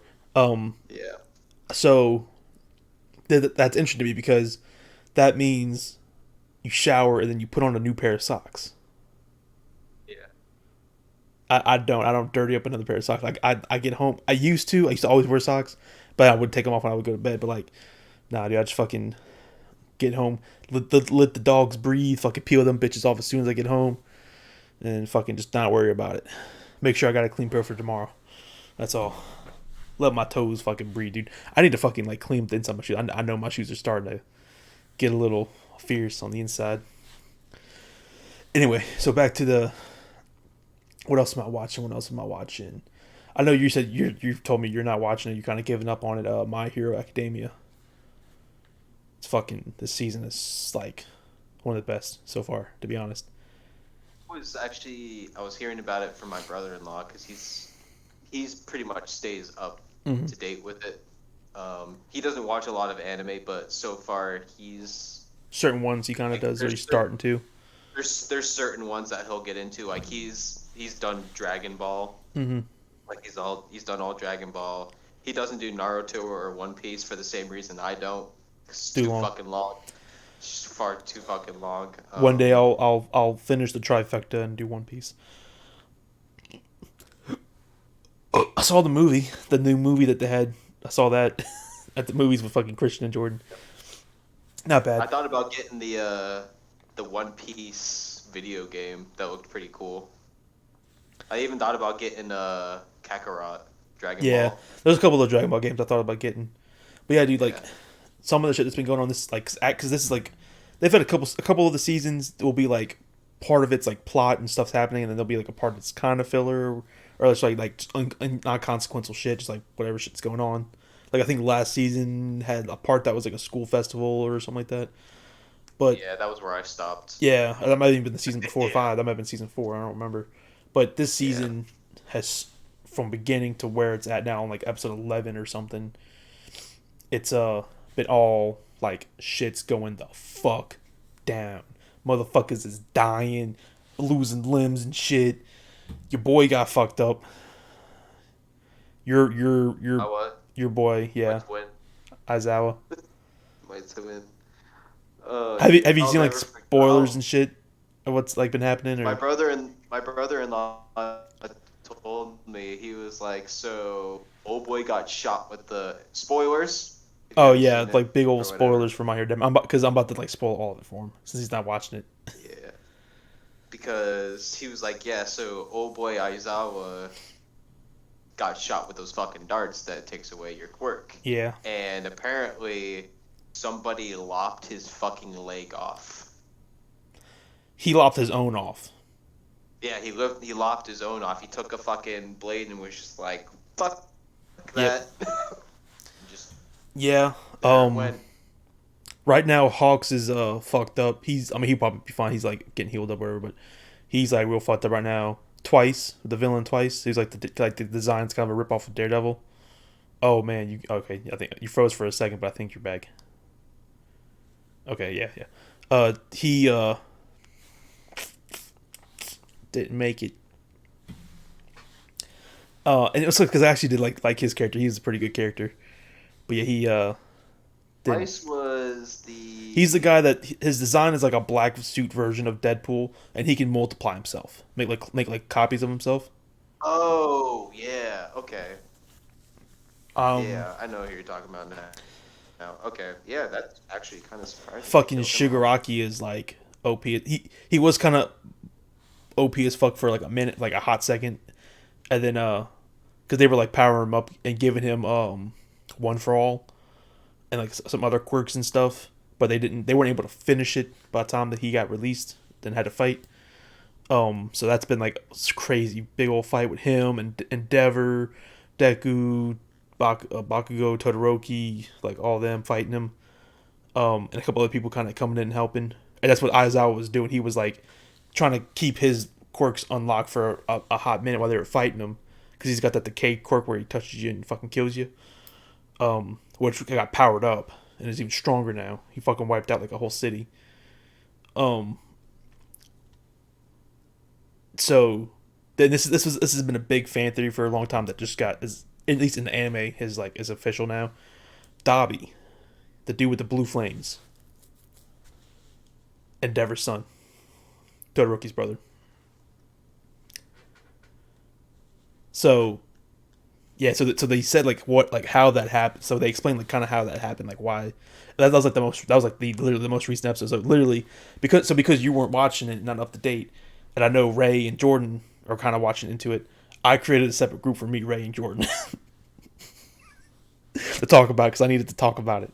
But fucking Ray read the whole manga, so he knows all what happens. But Jordan wasn't fully caught up, so I couldn't fucking talk about it. But uh, yeah, no, he like his hair is white. He just dyes it black. Uh, and he had this whole plan. So he obviously at some point he got fucked up in the head because the way he remembers it versus how Endeavor remembers it is different. But Endeavor was like helping him train, and because he was his first son, and he all he had was a flame quirk, but it was more powerful than Endeavor's. So he's like, "Fuck it, I'm gonna train him up. He'll be better than me. He doesn't have like the ice quirk like I want. I want to have half combo." Uh, but like when he was a kid, they were in the woods training where he would go. Endeavor would go and train, and he's like lost control and like, the woods went on fire, and Endeavor had believed that he had burned completely to death, and like you couldn't even like burn to the point where you couldn't even find his ashes and He stuff. looks so fucked up. Yeah, that's why he's all fucked up. Okay. Because I think they did find like part of his jaw or something. Like and that's like all they Oh found. yeah, because That's his looks like it's like sewed on or some shit like yeah. that, Um, or it's like stitched all up like or it's some all like shit. exposed muscle and shit. But it's like so Yeah. I think that's like all they found. And so that was like a big reveal.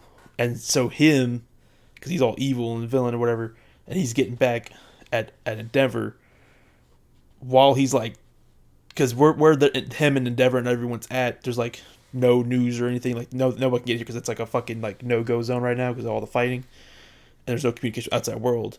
He's having this other villain that has like a communication related power who's releasing a video that he recorded where he's like like it's like all over the news and internet of him explaining, I'm Endeavor's son. I got a fucking blood test to prove it. My hair is actually white, and this is like what happened. He fucking was training me super hard to become the number one hero, and all fucked up. Didn't give a fuck about his family, and, like all this fucking hardcore slanderous shit, dude. And then like, oh yeah, the episode ends with him going to do fucking Endeavor's own attack on him, and that's what the episode ends. Yeah, it's fucking, it's pretty hype right now. Like Todoroki and Dabi like have like a whole arc to settle shit out then, along Yeah. with Endeavor. Oh yeah, so Todoroki and Endeavor have kind of already, and like the other Todoroki's like other siblings have kind of started to get their relationship better back with Endeavor. Like that was like an earlier arc last season towards the end. Um, so now that that's like kind of settled with them. Also, I don't think Todoroki was even born when this happened. His old he has another brother and sister that are older than him. That I think like his sister only has the ice powers, and his brother I don't know if he even has powers. Um, yeah, and so like that happened like kind of fucked up Endeavor. It's like his son fucking burned to death and like believing he was dead for all this time. Um, yeah, it's fucking pretty hype right now. Deku's starting to kind of learn some of the other quirks that he has. Because one for all takes the quirk from the previous user, so he technically has access to like I think there's like 7 previous users, so all of them have their own quirks that he can kind of use kind of, and so he's been slowly getting access to more of them. So he's got like 2 more that he can kind of use a little bit. He can float, kind of not quite fly, but kind of float around. That was the power of All Might's, like his teacher, that chick. She could like float and kind of fly, so he can kind of do that now. And I think it might have been her, not her teacher, but the one before, like a couple before. This dude has these like, it's called like Black Whip or something like that, where it's like he's almost like black electrical looking like whips and shit come out of him. He can kind of use them like fucking spider webs, or he can like fucking swing around with them and like web people up with them and shit. So he can kind of use that when he can kind of float around on top of using his like strength and stuff. And he's actually communicated finally or have seen the original All for One holder. It's pretty cool. Oh, and Shigaraki, his grandmother was the chick that was All Might's like teacher, that chick that could like float or whatever, that had All for One. That was like towards like last like the previous season they kind of showed all that kind of stuff. Oh, he froze. Oh, okay, you're moving again. Okay. What else am I watching? I watched part 1. I haven't started part 2 yet of Spy Family. It's really good. You would like it. It's fucking funny. You didn't get on that. And the only other thing I'm kind of watching right now. Well, I started watching it like a fucking almost a year ago, but I watched the first season and started the second season. I think they're on like season fucking 4 now. Is Golden Kamuy. I don't know if I talked to you about Golden Kamuy before, but Golden Kamuy. Yeah, season 4 is going on right now. Shit, it's been going on that long. Yeah, it's one of these series that like when the first season started in like 2018, it was like it was one of those ones that apparently like the manga, it wasn't super huge, but like if you knew it was like kind of like if you know kind of thing, that it's really good. And I'm gonna read you their synopsis and see how that compares with how I would surmise what the series is. Honestly I didn't know what the series was. I remember, you remember Rooster Teeth used to have an anime podcast. They would talk about it, but they never really talked about it a whole bunch. I don't really remember them like what they would say about it, but I finally like started watching it because of them not that long ago, and looking at the images, you don't of like the what the poster like image of is, you that gives you no information what to fucking expect from this fucking series, dude. So the synopsis on Anime Planet is: in the early 20th century, a Russo-Japanese war veteran, Saichi, he's the main character, also known as like the immortal Sugimoto, scratches out a meager existence during the post-war gold rush in the wilderness of Hokkaido, like the northern province of Japan, the northern island. Uh, when he stumbles across a map of a fortune and of hidden Ainu gold, which Ainu is like the kind of like tribal Inuit type people from Japan, of like their gold. He found a map that's like where some of their gold might be. He sets off on a quest to find it. He's not the only person looking for it. Everyone who knows about the gold will kill to possess it. Faced with the harsh conditions of the northern wilderness, ruthless criminals, and rogue Japanese soldiers, Sugimoto will need all his skills and luck and the help of an Ainu girl named Asurpa to survive. Now that does not tell you the fucking wacky shit in this series at all. The map to the gold, so the guy who like took all these fucking tribal people's gold and shit and hid it, like got arrested for stealing it all and sent to jail, right? And like this like crazy fucking jail for all these like killers and like serial killers and shit. He hid the map in full body, like full abdomen tattoos and all these criminals, and they were all being transported somewhere, and something happened to the wagon and they all escaped. So the map, so how they're collecting the map, the only way to collect the map is you have to skin all the people who have the tattoos and fucking line them up. Also, this series is a kind of a comedy. um, there's a weird like kind of thing with food in the series where like I guess the guy who wrote it is like super into food and shit, and so like and some of the humor in this show is fucking ridiculous. Um, the chick who's like one of like the kind of Inuit like kind of native kind of people, like they have like their kind of primitive way of cooking or whatever, and Sugimoto, the main dude, he's like from like civilization. He has shit like fucking miso paste and stuff, and they're like she makes him this like traditional like soup or whatever, with like these like meatballs and shit, and he's like, oh man, this stuff's pretty good. And make it better is put some fucking miso paste in it, and he fucking pulls it out and scoops them into his bowl and like mixing it up, and she looks at him like, what the fuck is that? That looks like shit. Literally, why are you putting a jar? Why do you have a jar of poop and why are you putting it in your food? Because they just don't have fucking miso. she just doesn't fucking get it. Uh, so that's like a fucking joke. She's like, you fucking keep mixing shit in your food, bro. What the fuck's wrong with you? One of the scenes that this kind of sets up the humor for the show. So it all takes place in fucking Hokkaido, which is like the northern province or whatever. And so it's like always fucking snowing and cold there usually. Something happens and they kind of like Sugimo's like an adult and just like a little girl. They have like a heartfelt moment, and she like hugs him like, oh no, whatever. They have this heartfelt moment, and her eyelid gets stuck to one of the buttons on his clothes. It gets frozen, like one of her eyelids. And so there's this other guy that's with them that's helping him out who, he's like Sugimoto's like, dude, there's only one way to get her off, man. You're gonna have to pee on her. The fucking scene. It's so fucking funny, dude.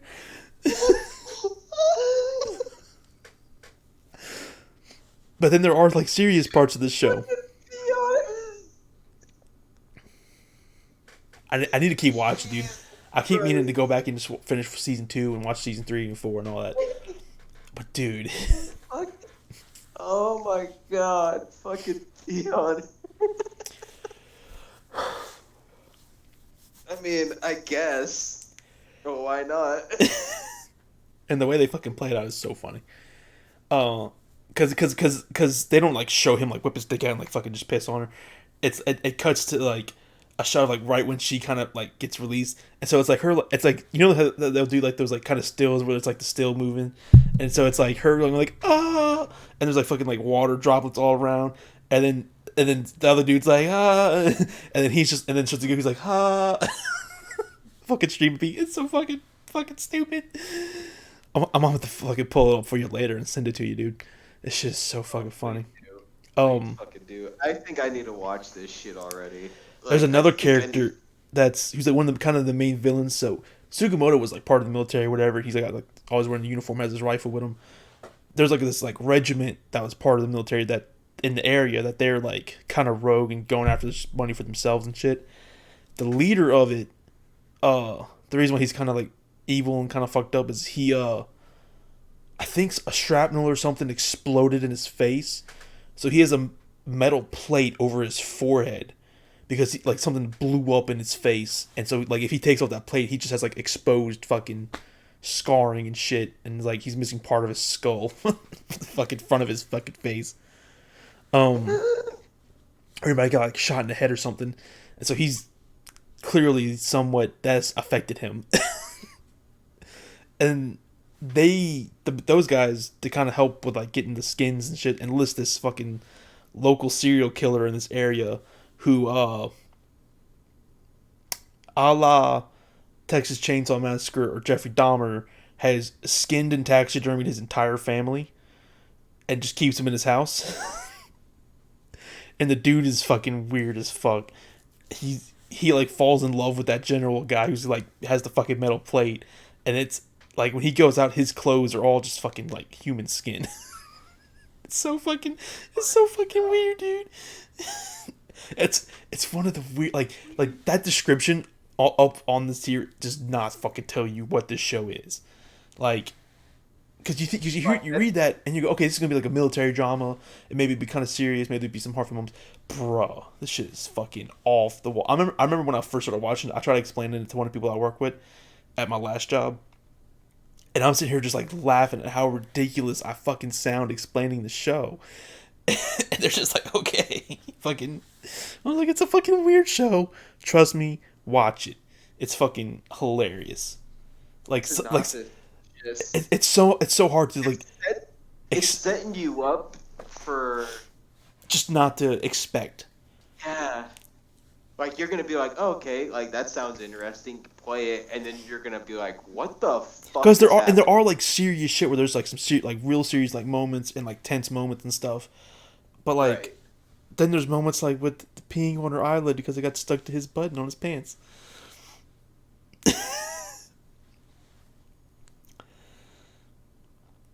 I mean, so fucked up. Oh my god.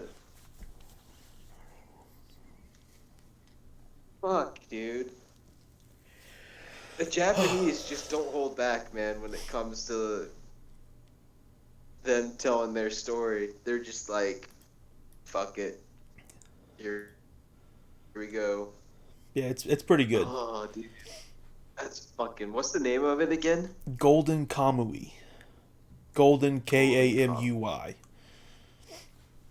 Alright. It's I'm definitely at the fucking. That yeah. sounds like that's right up my alley. And like it definitely isn't for everybody because like looking at the reviews right here, And like it's like got low reviews and everything. well some people like this person puts like has like a 3 for story, like gave it a 5 overall. This person gave it a 9.5 overall, 10 overall, 9.5, 9.5. Most people are giving it like a like Yeah. some people are giving it kind of mid, but like there are some people who are saying it's like a 5 or below, and then people who are saying it's like a fucking 9.5, 10. Like That scene alone makes it deserve a 10.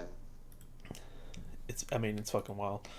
That's kind of all I'm really watching. I do have like one or two other things that I kind of marked as watching, but I'm not actually watching them yet. Then there's some other stuff that's coming out right now that I. Ooh, one What I else did is coming forget. out? Yeah, I actually started Jujutsu Kaisen. I've been thinking about starting them because that was like one of the big hype ones from like earlier in the Yeah. year. Um, Think it's either from the same company that's doing Chainsaw Man or if it's the same animation oh, studio. that's right. I keep forgetting Mob Psycho 100 season 3 has started. I need to fucking. That's right. I need to get into that. I need to start watching that because I came across it and keep seeing it on the Mhm. updated, and I was like, So did you watch I One need to Punch Man? start. I watched like 1 or 2 episodes of it. Okay, because it's from the same I guy. know. But in my opinion, as good as One Punch Man is, that One Punch Man the story is kind of whatever, but the rest of it's really good. I think like it's entertaining, but the story is just like okay, it's whatever. But this, it's like everything is solid. It's just a fucking good solid anime.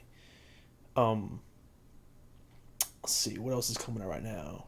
Oh yeah, Tonikawa, season 2. Or no, that's just a single web episode. Okay, whatever. But yeah, Tonikawa, I need to watch that. Uzaki-chan wants to hang out. I need to watch that. Tonikawa. Whenever you keep bringing up that like marriage one, I always think, oh, that's what you're talking about, but it's not. Tonikawa Over the Moon for You is the one that like last season or the season before was the one where like the first it's like one of the few romance anime where the first episode they get married, and then it's just like the cute whatever relationship stuff that happens after that. It was a fun watch. It was a really fun watch. Uh, yeah, I It was need to watch it. ridiculous, obviously. Yeah, It was pretty ridiculous because it was just like I don't want to spoil anything, but yeah, it was like when they first meet, they essentially fucking get married. Like that's pretty much it. so it looks like I guess coming out at some point this year is going to be it's called the first Slam Dunk. It's either a prequel to Slam Dunk or it's a compilation movie of Slam Dunk. That's kind of cool. Oh, I guess it came out because 14 people marked it as watched. Huh. I actually want to watch Blue Lock. Blue Lock, Blue Lock, Blue Lock. I know what that is. That's the new soccer anime. Mm. Oh, that's the one that people keep posting like shit about with the World Cup with. Yeah, they had very similar jerseys to the anime, Mm. which I've noticed that Japan really likes to do that Yeah, because during the Olympics, the person was doing the Yuri on Ice thing. yeah, they were doing the ice skaters danced to Yuri on Yeah, Ice's theme or whatever. yeah, for one of their dance. Yeah, I remember that. I remember. I was watching. Like we were somebody watching it that year. And I was like, oh shit, they're doing the fucking. Like I reckon. I even though I haven't watched the show. The podcast I used to watch. They talked about it like every week, every episode they would talk about it. And I listened to some of the music and stuff, and I recognized the music. And I was like, oh shit, motherfucker, Japanese dude doing the anime thing. Yeah, but Slam Dunk has been one of the sports anime that's been on my list, kind of in the back of my mind to watch. That, even like that, Kuroko's basketball. I always hear that's really good. Um, what was the other one? Oh, Eye Shield 21 is another sports series I want to get. I don't know if the anime covers the whole manga, but I heard the manga is really good. That's a football one, like American football. Ooh, yeah. I didn't think they had one Yeah, and actually American football. it was actually pretty big at the time. I Yeah, was actually thinking about something like that the other day. I was like, it'd be pretty cool to yeah. see like an American Anime football was the anime was 2005 to 2008. Oh, so it was like a few years It's then. like 145 episodes. Um, where's the Fuck. manga? Yeah, the manga's like 37 volumes. Like it was like a pretty big thing from like 2002 to 2009. Um, it's from that. The thing is, the reason why you probably haven't heard of it is because it's from that era where the big three were king: Naruto, Bleach, and One Piece. Mushed under for the most part. Oh yeah, because I mean, it was big, and it's one of those ones that the people who knew. Like it was one of those series that like because there's other series that were out at around the same time that were big, but they never quite got as huge. Like Reborn and Katekyo Hitman. No, that's Hitman. That's Reborn. Blue Exorcist. Like there was like this couple other series that were going on at the same time that were not as big. Um, yeah, ISO 21 I heard is really good. I want to say the person who made something else fucking big. What is the Arthur? Oh, the guy who does Doctor Stone did it. The guy who writes Doctor Stone did Eye Shield 21. That's Uh, been one that I was like like I've been pretty skeptical on see, starting. that one that's one of the ones that I used to hear people talk about the manga every now and then when it was first going, and it's one of the ones similar to in a way it's similar to Vinland Saga in that the beginning couple volumes are kind of different from the rest of the series. Like the series kind of takes a turn and changes focus at a certain point, but it's really good. Because like from what I understand, the story starts off whereas like it's following this one character and the Doctor Stone guy is like a side character. It's like they're like working together all the time, but then it kind of just completely switches focus to the Doctor Stone character. Um, the artist what is the oh the artist is the guy who did that's cool. He did the manga release of One Punch Man, the art for it. So One Punch Man and Mob Psycho, when they were first released, were web series that were shitty doodles by the guy who wrote it. But then when it got popular, they did a fucking manga release with like actual like good art and stuff. And the guy who did the art for the One Punch Man manga was the artist for Eye Shield 21. Let's see. Hasn't done too many. Okay, here artists only. What else has he done? Bunch of one shots. Yeah, he hasn't done too much other than the Eye Shield 21. And One Punch, that's his two biggest things. Um, yeah, I knew they had both done something else. But yeah, it's fucking football.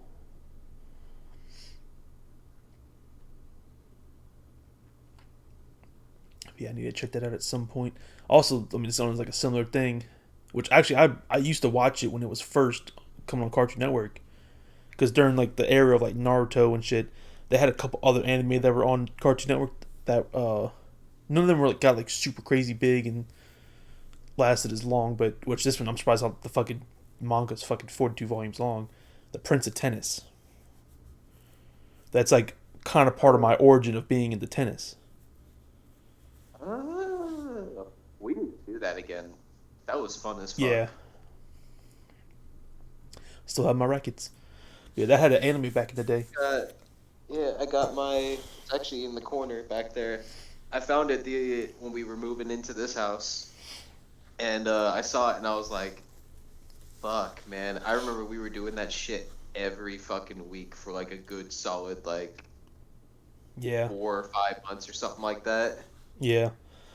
It'd be nice to get back to doing that kind of stuff again. The problem Yeah, is just the distance we live from each other, yeah. which is why you need to come to get a job where I work and move in with me. Um, just putting it out there again. Um, we have a spare bedroom. What else? Oh, fucking okay. Kind of in like the anime manga, I do need to go back to fucking reading Ippo, the boxing one. That shit's good. It's pretty solid.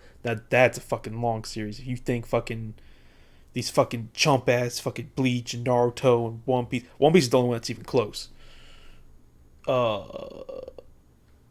let's see. It's at Let's go. 1100, I think, or it's over 1100. I don't remember. I just I'm gonna remember it was pull it like up in just a second.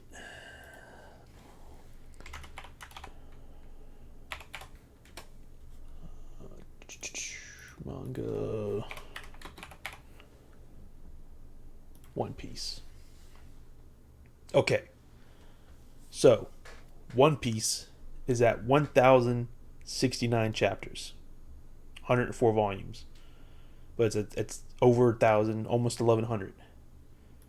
Ippo, which is still ongoing, and only started like let's see, that's 8 years before, is at over 1,400 chapters. It's 135 plus volumes. And I'm in like the 900s. And I haven't read it in fucking years. But I mean, it's kind of a masterclass in like storytelling, to be honest. Because I mean, it's basic. It has like a basic kind of story structure, but it's fucking does what it does good. Like it has like this kind of story loop that it goes through where it's like, all right, here's Ippo. He's training. He's learning something new. Getting ready for his next fight. Here's the guy he's fighting. Let's learn their backstory and get their whole thing and all that, whatever, leading them to the fighting. Like it kind of goes back and forth between them, and like about them, and then it comes time for their fight, and then the fights are fucking awesome. And some of them are long as fuck. And then it's like, okay, there's the post fight. You kind of see both characters kind of post fight, and then it kind of transitions to Ippo gets his next fight. He's learning his next thing, his next struggle he has to go through with his next fighter, and then we learn the new fighter that he's got to fight against, and it's pretty good. And even though visually some of the stuff is kind of out there, it is all set in like real, actual boxing technique, like real grounded earth, like straight up regular boxing. The dude who writes it, when he was younger, was an amateur boxer, and is a boxing like assistant boxing coach and owns a boxing gym. So he like fucking is like down dirty for the sport, and he knows his shit. It's fucking good. They do have a couple anime here and there. They mean they haven't gotten nearly far enough into the series. Obviously, I mean, the first anime wasn't even until 2000, which is fucking, what is that? 11 years after the series started.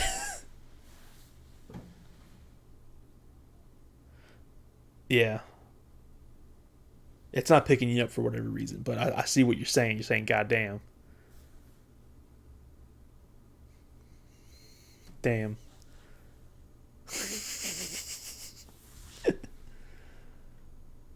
Oh my god, this boy. Something ain't right with that boy. I'll tell you what. How about now? Yep. There we fucking go. Jesus Christ. But yeah, it's fucking good. Well, I guess we could transition to video game.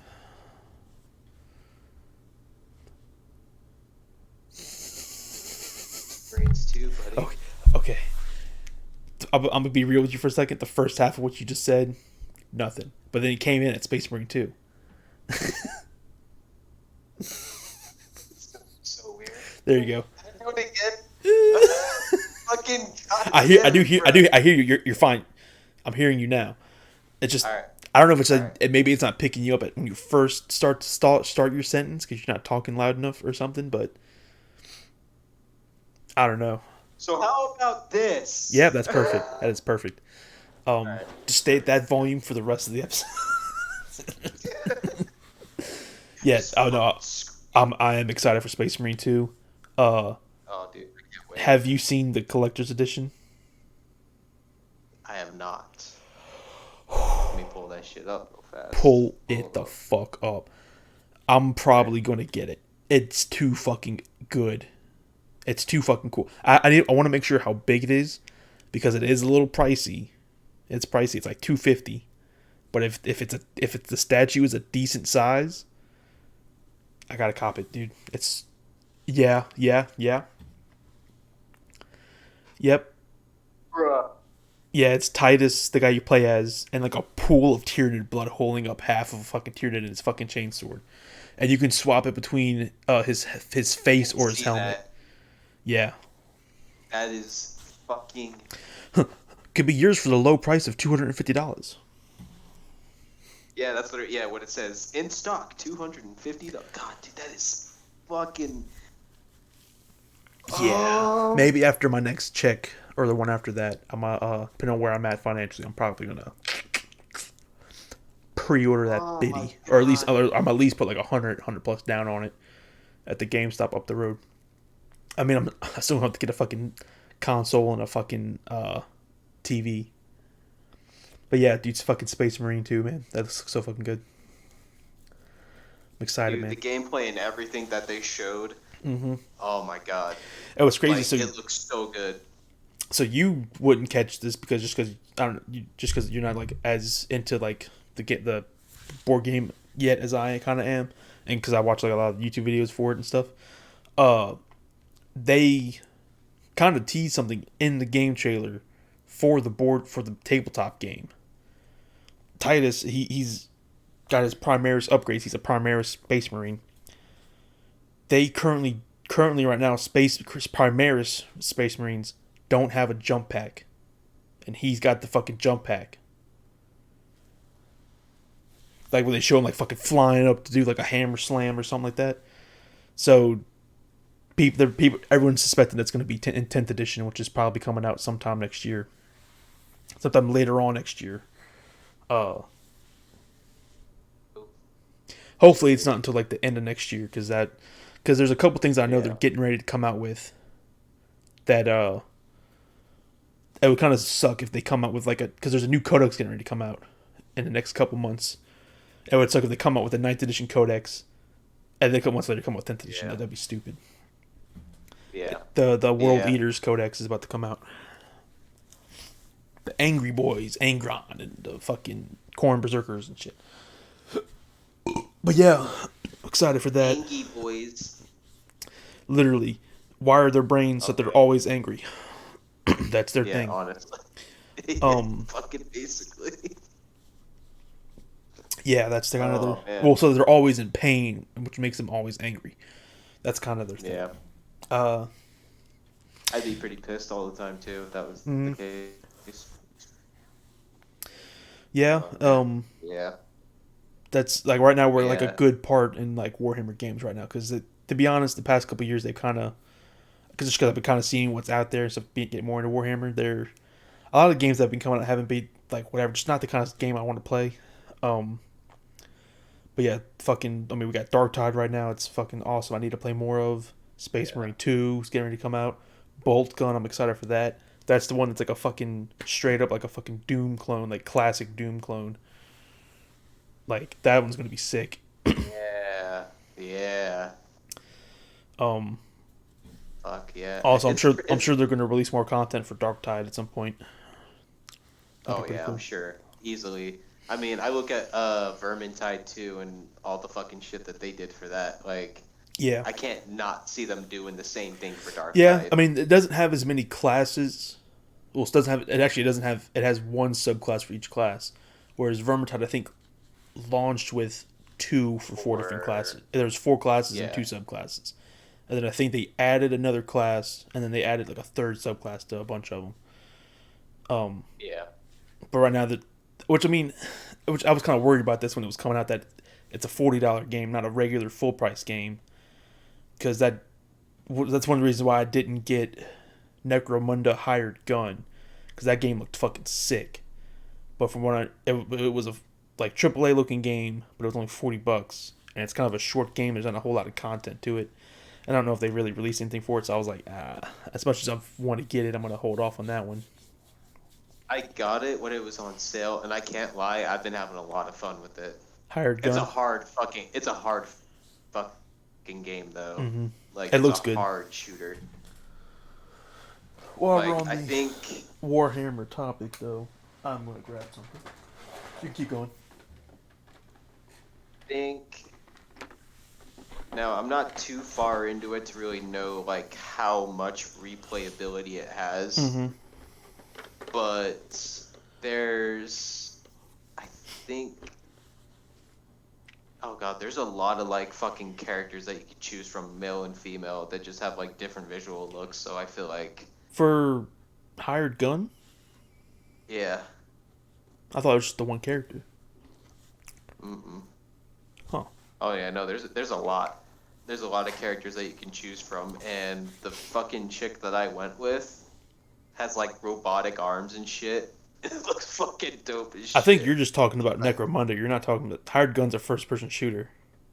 yeah, that's the one I'm talking about. Oh. Because I know there's another like Necromunda game that I always see on sale. Huh, I didn't know that they had all Yeah, that in yeah, Hired Gun. that's the I think it's just called Necromunda. Hive Wars, Yeah. or something like that, which is like a RTS. Or Yeah, I something assume it's like that. a XCOM style game. Yeah, Like Midnight Suns is. yeah, Which that just came out. yeah. I think that's the only thing that's keeping me away from getting Midnight Suns, honestly. Same. It's the As soon as I found 'cause I was that like- out, I was like me and actually the internet as a collective went, oh, damn. yeah. Oh, it's like more power to the people who love that kind of gameplay Mhm. style, but I know those games are popular, I was expecting something like, how Gotham Knights was gonna be. like that or Ultimate With Alliance or Marvel something characters. like that, Yeah, or what yeah, Marvel's Avengers should have been. yeah, yeah, yeah. Fuck, dude. Um, Every time I go back and see videos of the Marvel Avengers and Spider-Man PS4 swinging, oh yeah, God, dude, dude. Marvel's When you fucking Avengers looks compare, so and janky. this was so fucking funny.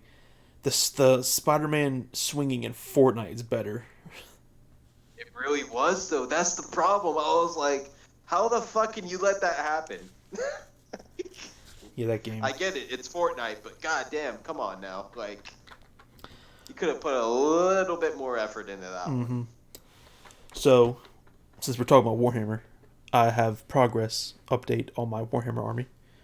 Um, I finally finished my squad of Terminators, my Terminator Assault Squad. So before, and also I did add to his base more because I bought some stuff for doing better basing. Let me see if this helps with like the lighting. So this is the sergeant that I did. Let me see if I can get it to focus. Actually, let me put this over here. Scoot up, scoot up.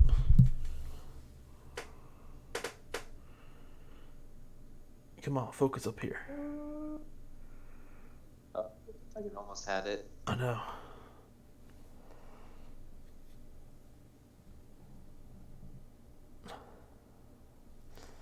One day I'll learn how to do this properly, but oh, Oh, there it goes. but you can see like I added like Okay. shit to the base. Like there's like a tuft of grass and there's like a big rock back here. Yeah. But yeah, that's the sergeant, all nice and done. Yeah. And you only really see it in person. But I got a super fine tip pin. Uh, what is it? I think it's like 0.15 millimeter. It's like tiny as fuck then. Yeah. Like a little, like, fucking It's needle bear. that's not it. It's a little black Yeah. dot at the tip of that. The camera can't pick Yeah. up. Which is also roughly the same size. That's maybe just a hair smaller than. I bought this too to also try Gundam panel line pin, which is also like super fine pin. I got that to do the purity seals. Purity seals, I see people paint them by hand and they come out amazing, and I cannot do that. I don't have to find the brushes or brush skills to do that. So I got those to kind of do like little lines of writing, but some of them have like you see on his shield he has like a big one right under that eagle, which you can almost see that there's a word there. I did write fire on that one. Just something kind of cool sounding. But yeah, so that was already done last time we recorded. Now I have the rest of the squad.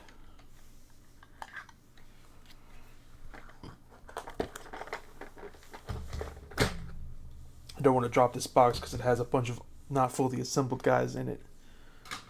I don't want to spill all the fucking pieces everywhere. So there's this guy, Yeah. which I found a good white to do the chest eagle. I was pretty happy with that. They're all kind of similar. They're slightly different, but you can kind of see in person better. They have slightly different poses. I do have a picture of this Yeah. on my Instagram. Yeah. I saw your Instagram post, I think today. It was Bro, like the first time I had hopped on Instagram in fucking forever. bro, And I was like, all my sheesh. previous posts about my Warhammer stuff that I've been working on, I never put like hashtags and stuff on it, and that one I did, and it's got like 15 to 20 likes or something on it from like just like random people finding it. One more. Damn right. You know, he has one on his chest actually. That guy, which I very shittily scribbled it. You're not gonna be able to make it out on here, but on his chest he's got one of those like purity seal things, and I wrote blood on it. Blood angels, makes sense. They're thirsty boys for that blood.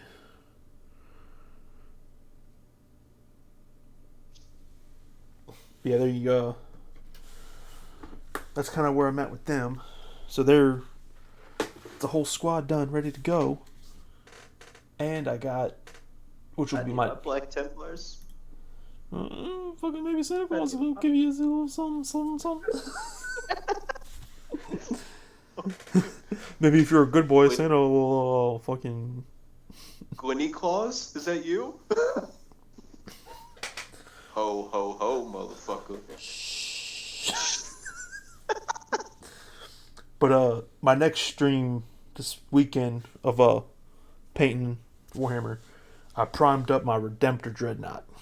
It's gonna be the next one. Big boy. I think I saw a picture of this. Yeah, I posted. Which it's black, prime black, so you can't see shit. Yeah. Hold on, let me get this thing back real bright. There you go. You can kind of make out some of the detail. It's like the main body part. It is. Yeah. And I got. Oh yeah, this goes on the side. I kind of press fitted it together. I am gonna have to probably like trim up some spots to make it fit back together better when I go to actually glue it together. So I can kind of grab this and this. Just to give you a rough idea how big he is.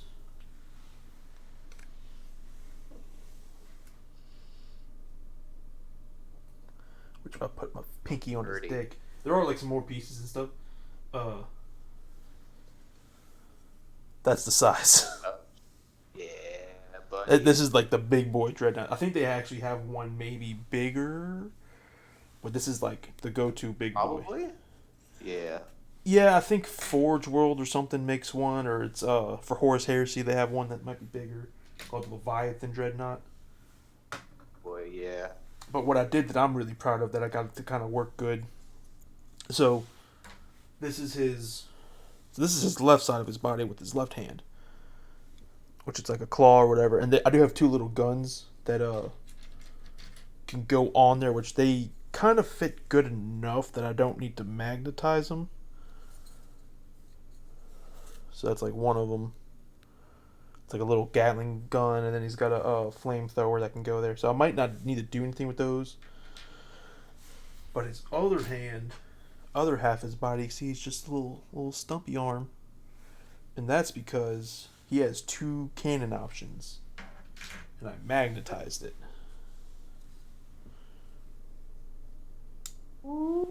Yeah. So there's the big fucking machine gun, and then he's got a plasma cannon. Oh shit. So Which is it just like a little tiny magnet that you glued to the joint? So you probably can't. You're probably not gonna be able to see it on camera because I did paint. I did go over it with the black primer, but inside of there, right in the center, there's a little magnet. Which I'm gonna pull out the magnet so you can actually see him. I was drinking that earlier.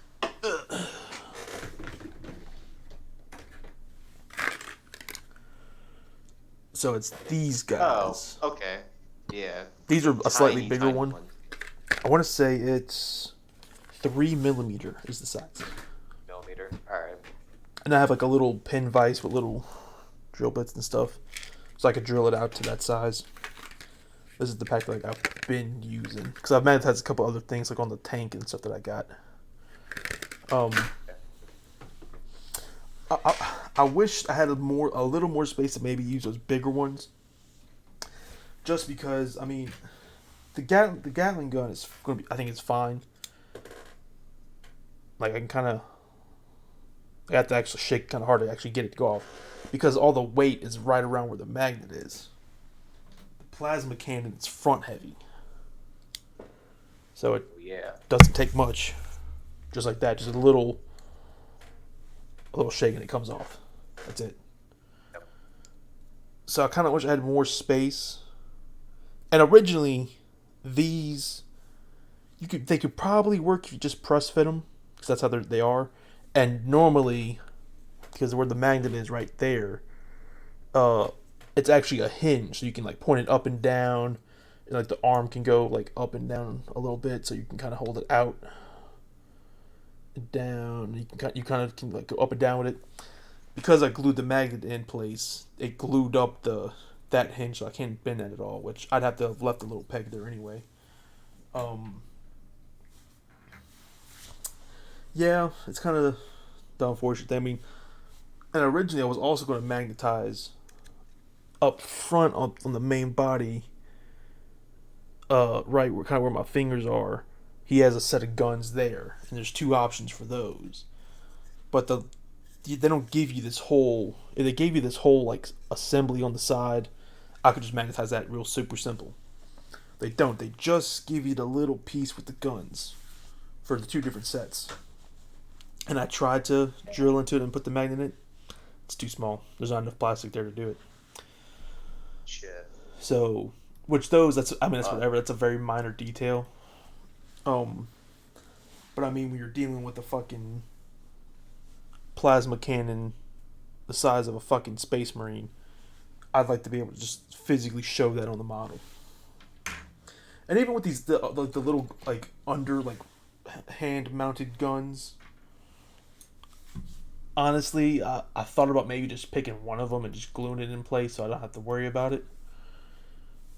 But I mean, they press pretty tight in, so it's like a little flamethrower and like a little chain gun. It is hard to make the detail because they are primed black, as is tradition, typically with Warhammer stuff. Unless you're airbrushing, when you're airbrushing, you could do black and then like a white going down. Learn the hard way when you deal. brush on the paint, you can't do that. It doesn't work. One of my first Space Marines I bought is it's kind of splotchy the red because I did that with the spray because I use spray can primer Yeah. and I bought one of white, but I mostly just used the black, which I do have another can of black. I'm glad that that the long ago I bought a couple extra cans of the black because for what I've painted I've gone through two cans and I still have a lot to go. Like I'm gonna need a couple more cans. Like when Glynn Claus makes his way to the game store, I might have to pick up another can or two. Yes, that's kind of where I'm at. Um, and he's got like other like pieces of like armor that go on his legs that you can. This is kind of like my thing. Is like a lot of people will fully assemble and glue a model together, and then paint it like that. Me as the person you put together knows that there's parts that I can see. Like when I do put like this little shin piece on, he's got like this like shin armor or whatever that I left off right here that kind of covers his knee and the front of his shin because there's parts of it that you cannot really get in there with a brush, but you can see. So I mean, I'm gonna paint that whole all the detail like on his leg right there, even though a lot of it's gonna get mostly covered up, just because It's like, I know it won't be yeah. painted, and if you oh, got it, if you look at it from certain angles, it is gonna not look right. Which is why like when you do like the primer, you gotta make sure you get like nice coverage over everything. So if you Yeah. at least if you don't, it's not just a gray plastic; it's black, like it's in shadow. What's the property you usually do? Oh, so what I do, I don't do like coats because the thing is you don't want to build up because it's small stuff. If you put it on too thick, you're gonna lose all your detail because Yeah. you are gonna need multiple coats of paint. What I do, which I bought this like little stand thing. It's got like the alligator clips, and I put like sticky tack on it for certain things, and some of them I just clip it on. And this, which I'm probably gonna pick one up at the game store when I get somebody's Christmas present, is this. The people who make the minis make this. Dead ass. For a second, I thought you held up a butt plug. It probably could be used as one, but I mean Honestly, I mean, if you're brave enough, anything can be used as a butt plug. it's literally like a holder for them. Oh, okay, yeah. And That's actually pretty fucking I dope. think you can still get them online. I haven't seen them at the stores. They do have a couple like these two little clip things you can get that there's little magnets on the sides, and so there's little arms that have like little alligator, so you can kind of hold multiple pieces on it. And they do make a long stick that's about like that long, maybe a foot long. That's got rubber bands on it, so you can put like a whole squad on it and like prime ball, keep your hand like away from getting painted on. Because I mean, when you're holding this and you're fucking you get shit all on your hands. But what you do is you just kind of do as you're rotating it and moving it around, and just make sure you get even coverage and cover everything. There occasionally you will miss spots. Like, again, you probably barely see it. You probably won't be Like able to light. pick it up at all on camera. This is his butt armor, and there's little ridges in here, like they're supposed to be like butt vents or something. Kind of see them there.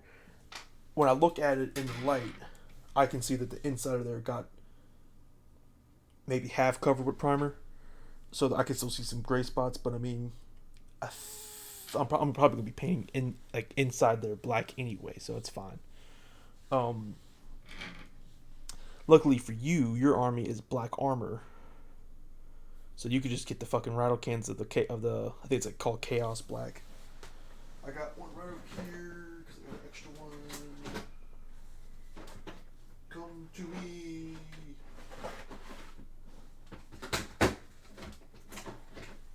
Yep, Chaos Black.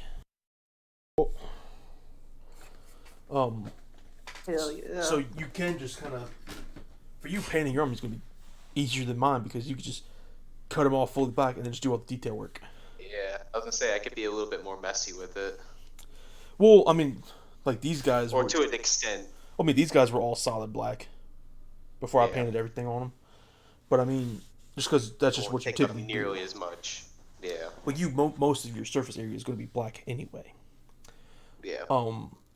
That being said, Black, white, and I think some reds, and then golds. for like the little detail stuff. Yeah. Two things I will recommend that you do, which I'll probably try and find. I've seen. So when you do black armor and you're trying to make it look not just like solid flat black, there are like tricks that you can do, like grays and different shades of gray on top of it to kind of like give it some non-metallic metal looking highlights. I'm gonna send you some videos on that, and I'll probably get since I pretty much already said it, I'm your Santa. You're probably getting a squad of Templars, and depending on how much they are, I'm gonna get you some of the paints and primer stuff too, because I'm trying to keep what that limit that I said originally when we were originally gonna do the white elephant of like about $50 or so. Yeah. I mean, really, since I'm gonna be doing. Really, since I could justify spending more money by saying that because originally what I was saying was everyone was gonna get 2 presents at $40 to $50. So if I go closer to like, I don't want to like spend so much money though that it's like, oh, you got like $80-$90 for the shit and everyone else got like $20 for the shit. So I'll probably keep it around like 50-60, but I'll probably get you. I have to look at like prices of the squads and stuff. I'll probably get you like a squad of something and some paints. Gotta get you started somehow, bro. Hell yeah. Need your Warhammer in. Goddamn right. I need it. I need it. Yep. Yeah, because Jordan's got his Tyranids that he bought off of eBay. Yep. Michael has his Chaos Marines that I don't even think he's... He hasn't probably even opened the box. Well, I mean, he opened it and looked at it when I was over there and I brought it to him, but he hasn't put nothing together. Which, I mean, I need to try and... I need to get with him and figure out like a weekend or something to go over there and help him just get it all set up for him. And I'll probably just get it, like, help him just fully assemble them so that way he could just paint it as is. You don't have to worry about how I do it. So stuff that you're going to have to get, though, you're going to get like some glue. So there's 2 kind of glues that I use. It just depends on how much plastic on plastic there is. If there's like a big surface of plastic on plastic, I will use Tamiya extra thin cement. This stuff, it's fucking clumps of shit in there. Yeah, it's got like the consistency of water, and the cap is a little brush. And what it does is it reacts with the plastic, and you kind of let it dry for a second, and then you put it together, and it melts the plastic together. That's a pretty good bond, unless there's not much surface contact, in which case super glue. Which I just been using this one. Unfortunate thing about this one is it sometimes when it dries like in a weird whitey kind of white kind of look to it. I need to find a different one, maybe than this one. Um, I tried another one of theirs. It's just clear Gorilla Glue. It's not super glue, meaning it doesn't dry in a couple seconds. So I was trying to put something together for like getting this thing ready, and I've like put the glue on it and I put it together and I set it down and I did something else, glue that, set it down, and a couple minutes went by and I went back to it and they're both still wet. Whereas regular super glue, like that other one, you do hold it together and you can go. That's literally it. Um, Citadel does make a super glue, and Armor Painter does. That has I think it has a finer, better tip than these. The tip is kind of big. Damn, it's all fucking messy, bro. But they make one like that's like smaller than that as far as the tip, which is better. You want that. Um, Bases. yeah, and then you have to get some paintbrushes and any other colors you want. I'll probably get you a couple.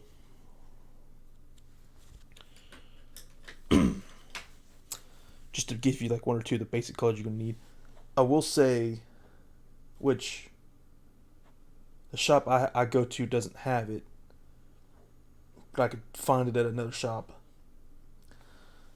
Citadel's white, from what I hear, isn't that good. Citadel's the Games Workshop's company. They have like all white, and it's not that great. And I was using this. This is Vallejo.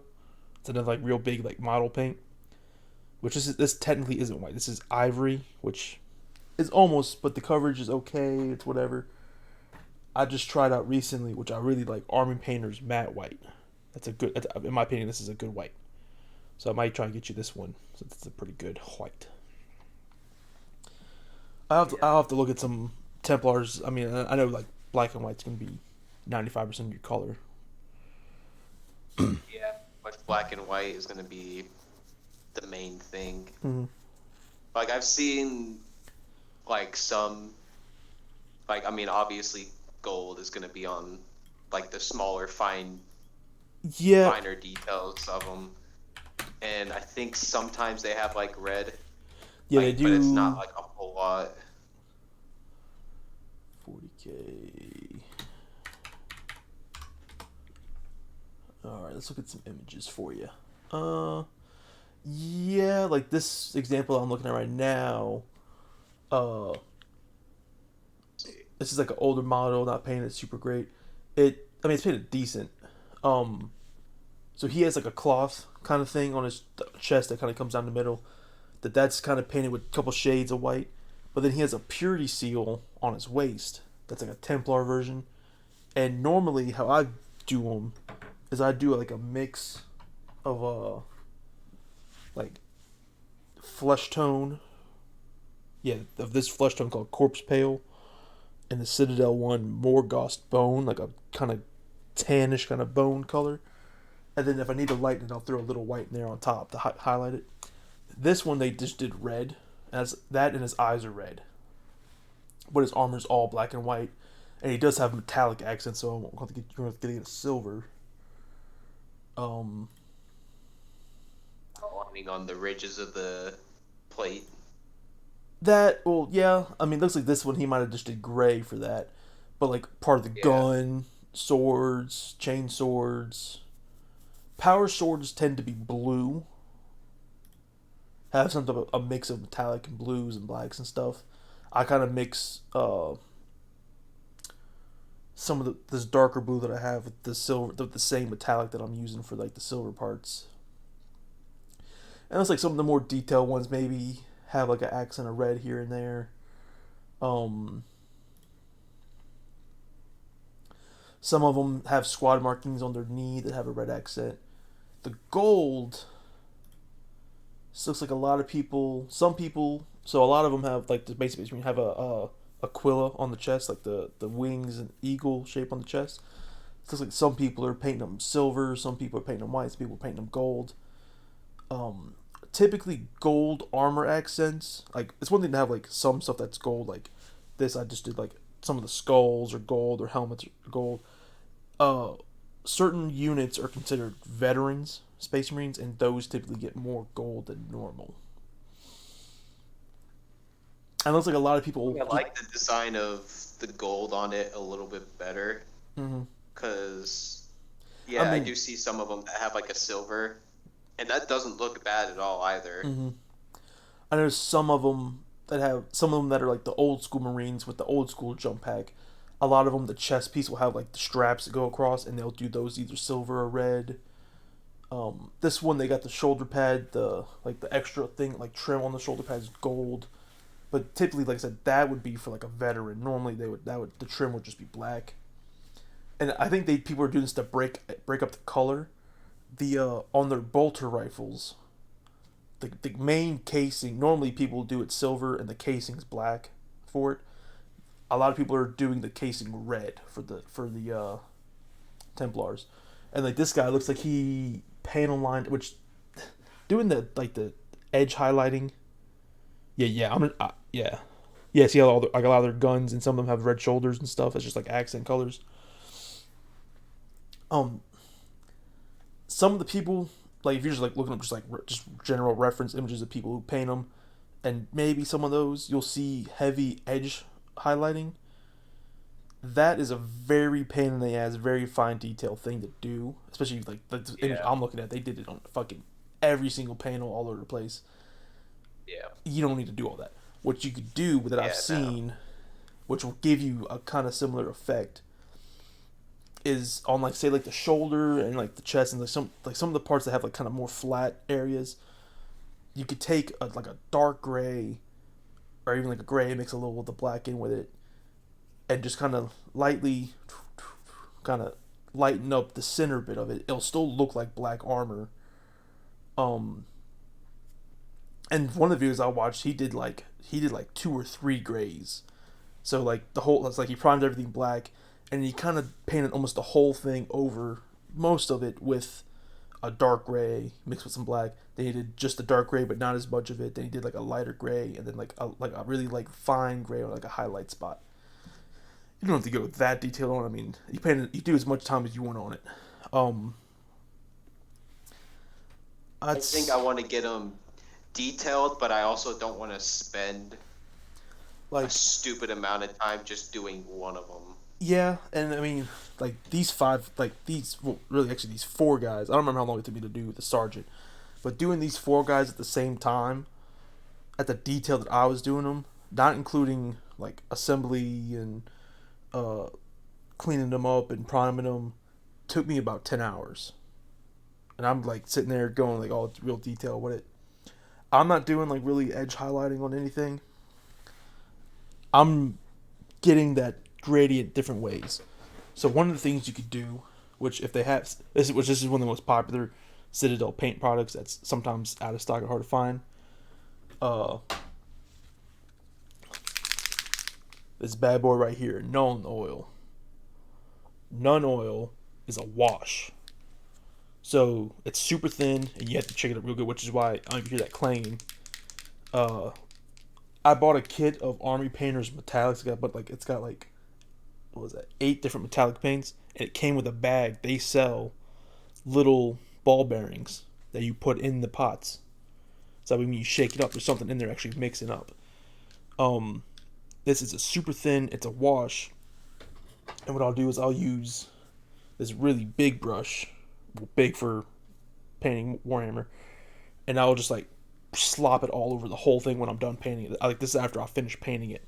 I'll slop it over all over the whole thing, and it gets all in the cracks and everything. And you could do it as heavy or as light as you want, and it kind of dirties up the whole fucking thing, and gives you Makes it look war torn and yeah. everything. That is like that. That's like that carries the most of it.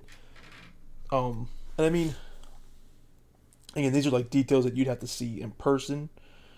But like kind of on the feet and the legs a little bit, and then on the bottom corners of their shields where it's kind of lower. I don't remember I showed you that I have those little weathering kits, and I kind of put that on, which looks like a fucking weird hiccup. It looks like fucking dirt's kind of brushed up on shit and stuff. And it's kind of dirtied stuff up in different ways. And so there's different ways you can kind of dirty them up and get them looking better, other than sitting there and fucking do all highlight colors and all that type of stuff. The basing can be as complicated as you want it to be. I say right now I'm kind of in the middle. Before I was just painting a random kind of mix of green and browns and shit to make it look like dirt and grass. But I did, just because it is kind of mad looking and kind of flat. I did like get like the tufts of grass and the like different size rocks and shit. And they do make products that are this is another like Warhammer paint that's part of their technical line, and this one it's like a clumpy, chunky mud, and it's literally what you use it for. So you kind of just spread it around on the base, and it dries and looks like fucking clumpy dirt and mud. And they have like a couple different colors of it.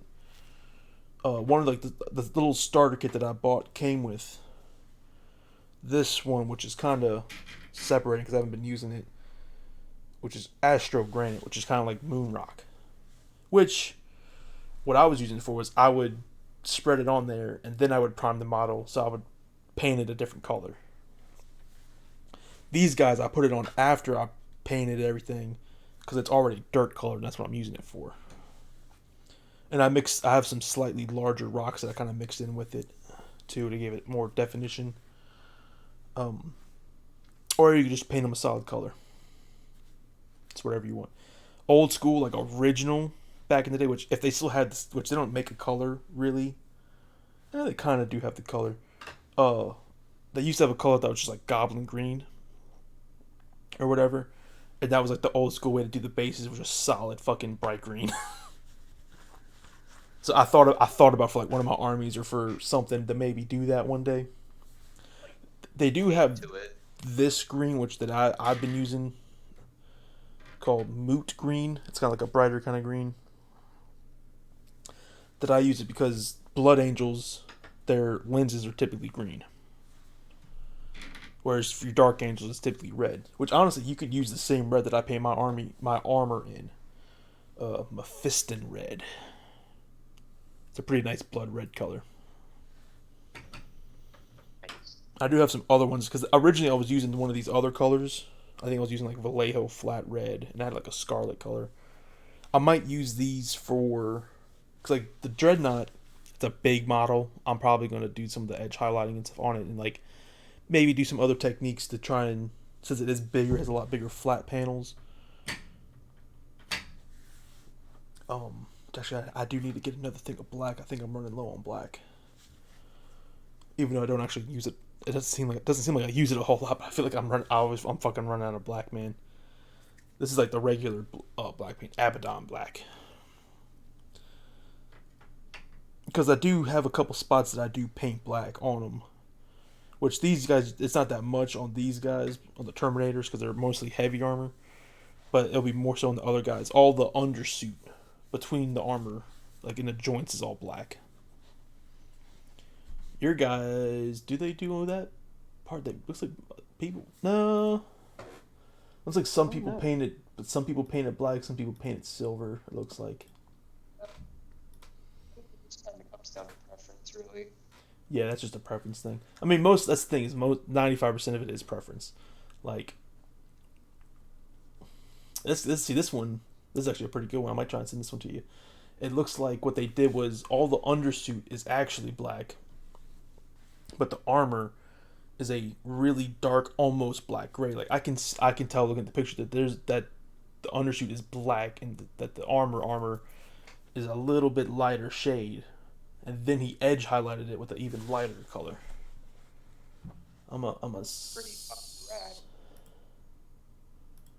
This is actually a pretty good one. Save image. Gavin Templar. I'll send that to you later. Um, yeah, the only other thing that you probably would need color wise,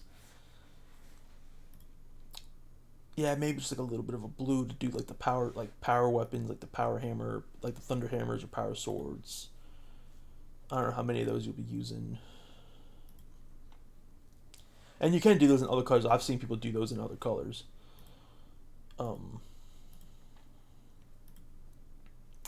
Let me actually go to Games Workshop and see what they got. Was there anything else you wanted to talk about while we're looking up Warhammer stuff? Or did we kind of cover everything? I'm trying to think if there was anything else. There was something else. What was the other thing I wanted to talk about? Yeah, I think I kind of covered everything. Yeah. I guess we'll just kind of finish off with this. No. This. Games Workshop. Accept the cookies. Don't tempt me, devil, with your Acadia Stands box and all your new guard army stuff. Tempt me, ye. Here we go. Space Marines. Marine. Templars. Ooh. The only thing is if I get you some of these specific Templar units might not necessarily have a kill team entry because they're probably might be a squad unit for just like a regular army. Which fuck, dude, that fucking upgrade and transfers fucking kit is fucking sick. What the fuck? How come they don't fucking have that for the fucking? I'm about to see if they got something like that for the Blood Angel. That's fucking dope. Cause I need to get some fucking transfers. Cause I could just get you some regular intercessors or something, and you'll just have to paint them Templars. They won't have any Templar iconography or anything on them, but you can just paint them as Templars. I mean, fucking these Assault Terminators are a generic unit. I have to check the kill team book to see what's if any of these Black Templar units are actually like a kill team unit. Because obviously, like the characters aren't, but you do have Black Templar Sword Brethren and Black Templar a Primaris Crusader squad. Which unfortunately, that does have a lot of exposed skin on some people. I wonder if you can build them all as fully armored. Because that would kind of suck if you can't. I think you might not be able to. Because then you'd have to get some flesh paints to paint flesh. That's one of the things that I don't want to do. Learn how to paint flesh. I'm probably have to at some point learn to paint skin and all that. I think eventually, whenever I get like my Black Templar army like going, I'm gonna go over and do Sisters of Battle, and I know for a fact I'm gonna have to do flesh for that. No, you don't. Oh, well, actually, a couple units you will. Yeah. Being like the ones that have like the dude like fucking strapped up, fucking on thing. And there's a unit that's like not the Sisters of Silence. It's a different one. It's like the chicks that have like almost no armor and just like a big ass sword, like chainsword or whatever. Those you will, but like the regular like infantry, like all the regular infantry, it comes with like head options where you could do them all helmeted, which is how I would do them. That's how I'm doing my Space Marines. All my Space Marines are going to be because they give you a couple different like exposed head like no helmet options. I'm not using a single fucking one of them. I'm not fucking painting hair and face and eyes and shit. It's a lot. Yeah. That they get like the skin tone like right. It's not too bad. Because some of the videos I watch people doing it, it's not that bad. Especially because you also remember it's that big. And the only part that, like, on this unit, the only part that's exposed is like below the shoulder pad to the hand and the head, and that's like it. And actually, no, it's literally like from like here to here is exposed, then a couple of the heads, and that's it. Yeah. That fucking Black Templar upgrade kit is fucking sick though. So they make these upgrade kits for different Space Marine chapters. Instead of just making like a bunch of specific units, they make these upgrade kits where it's like molded shoulder pads with the Black Templar logo, some more of like their kind of weapons that they would use, and just other little extra components very Black Templar-y. And your kit, the kit for you for Black Templar is just fucking awesome. It's got a bunch of shit in it, and it has a whole transfer sheet. I bought fucking little shoulder pad upgrades that's just shoulder pads and a couple heads, bro. You got all kinds of extra shit. I'm gonna see if they got a fucking one like that from. I mean, it's like fucking $35, but mine was only like $10-20. I'm gonna see if they got one like that because for the win. That's a fucking like nice little fucking kit there. Warhammer 40K.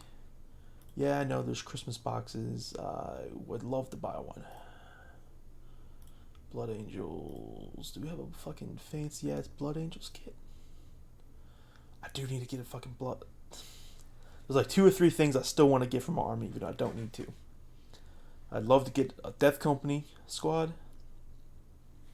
And like 1 or 2 of the characters. Assault Squad looks pretty cool. Do I have a fucking... Show me the money.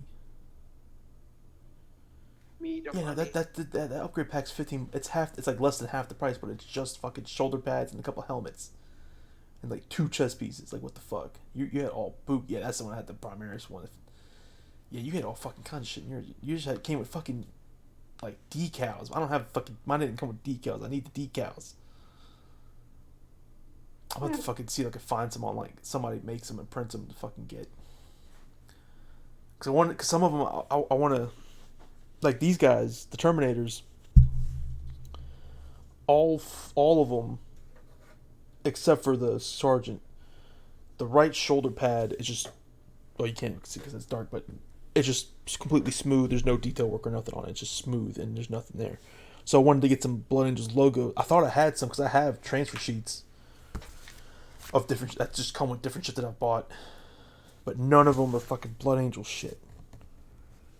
It's all fucking Ultramarine shit. They're all fucking motherfucking Ultramarines. It's all like the logo, like, well, really, this section over here is like the Ultramarine logos. This is all just different like squad logos and that like squad numbers that I could use. But I can't use the fucking. And then because I bought the how I got my Dreadnought is from the Dark Angels Combat Patrol box. So I have a Dark Angels transfer sheet with all Dark Angels logos on it. But not fucking Blood Angels. The one I need. It's frustrating. But I'm sure I could find somebody online that makes them and just buy one. Buy like a set. Now I do have this did come with the tank that I have, and this does have some Blood Angels on it, which I might use some of them. The tank came with actually like a bunch of like for all kinds of chapters.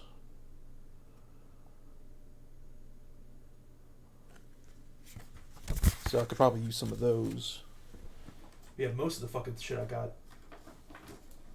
like all the shit that comes with fucking transfers, it's all Ultramarines because that's like the fucking poster boys. That's the default.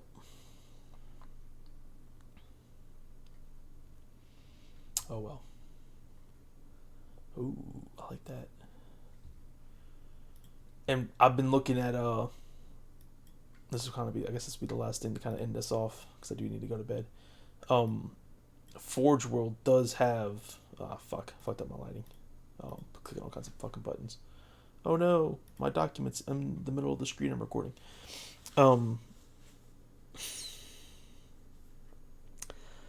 They do have all kinds of different generations of Space Marine armor upgrade packs for like everything on Forge World, and I've thought about getting some of those just to kind of like mix it up and make everything unique, but I don't know. Oh, shit. God damn, fucking 12 o'clock.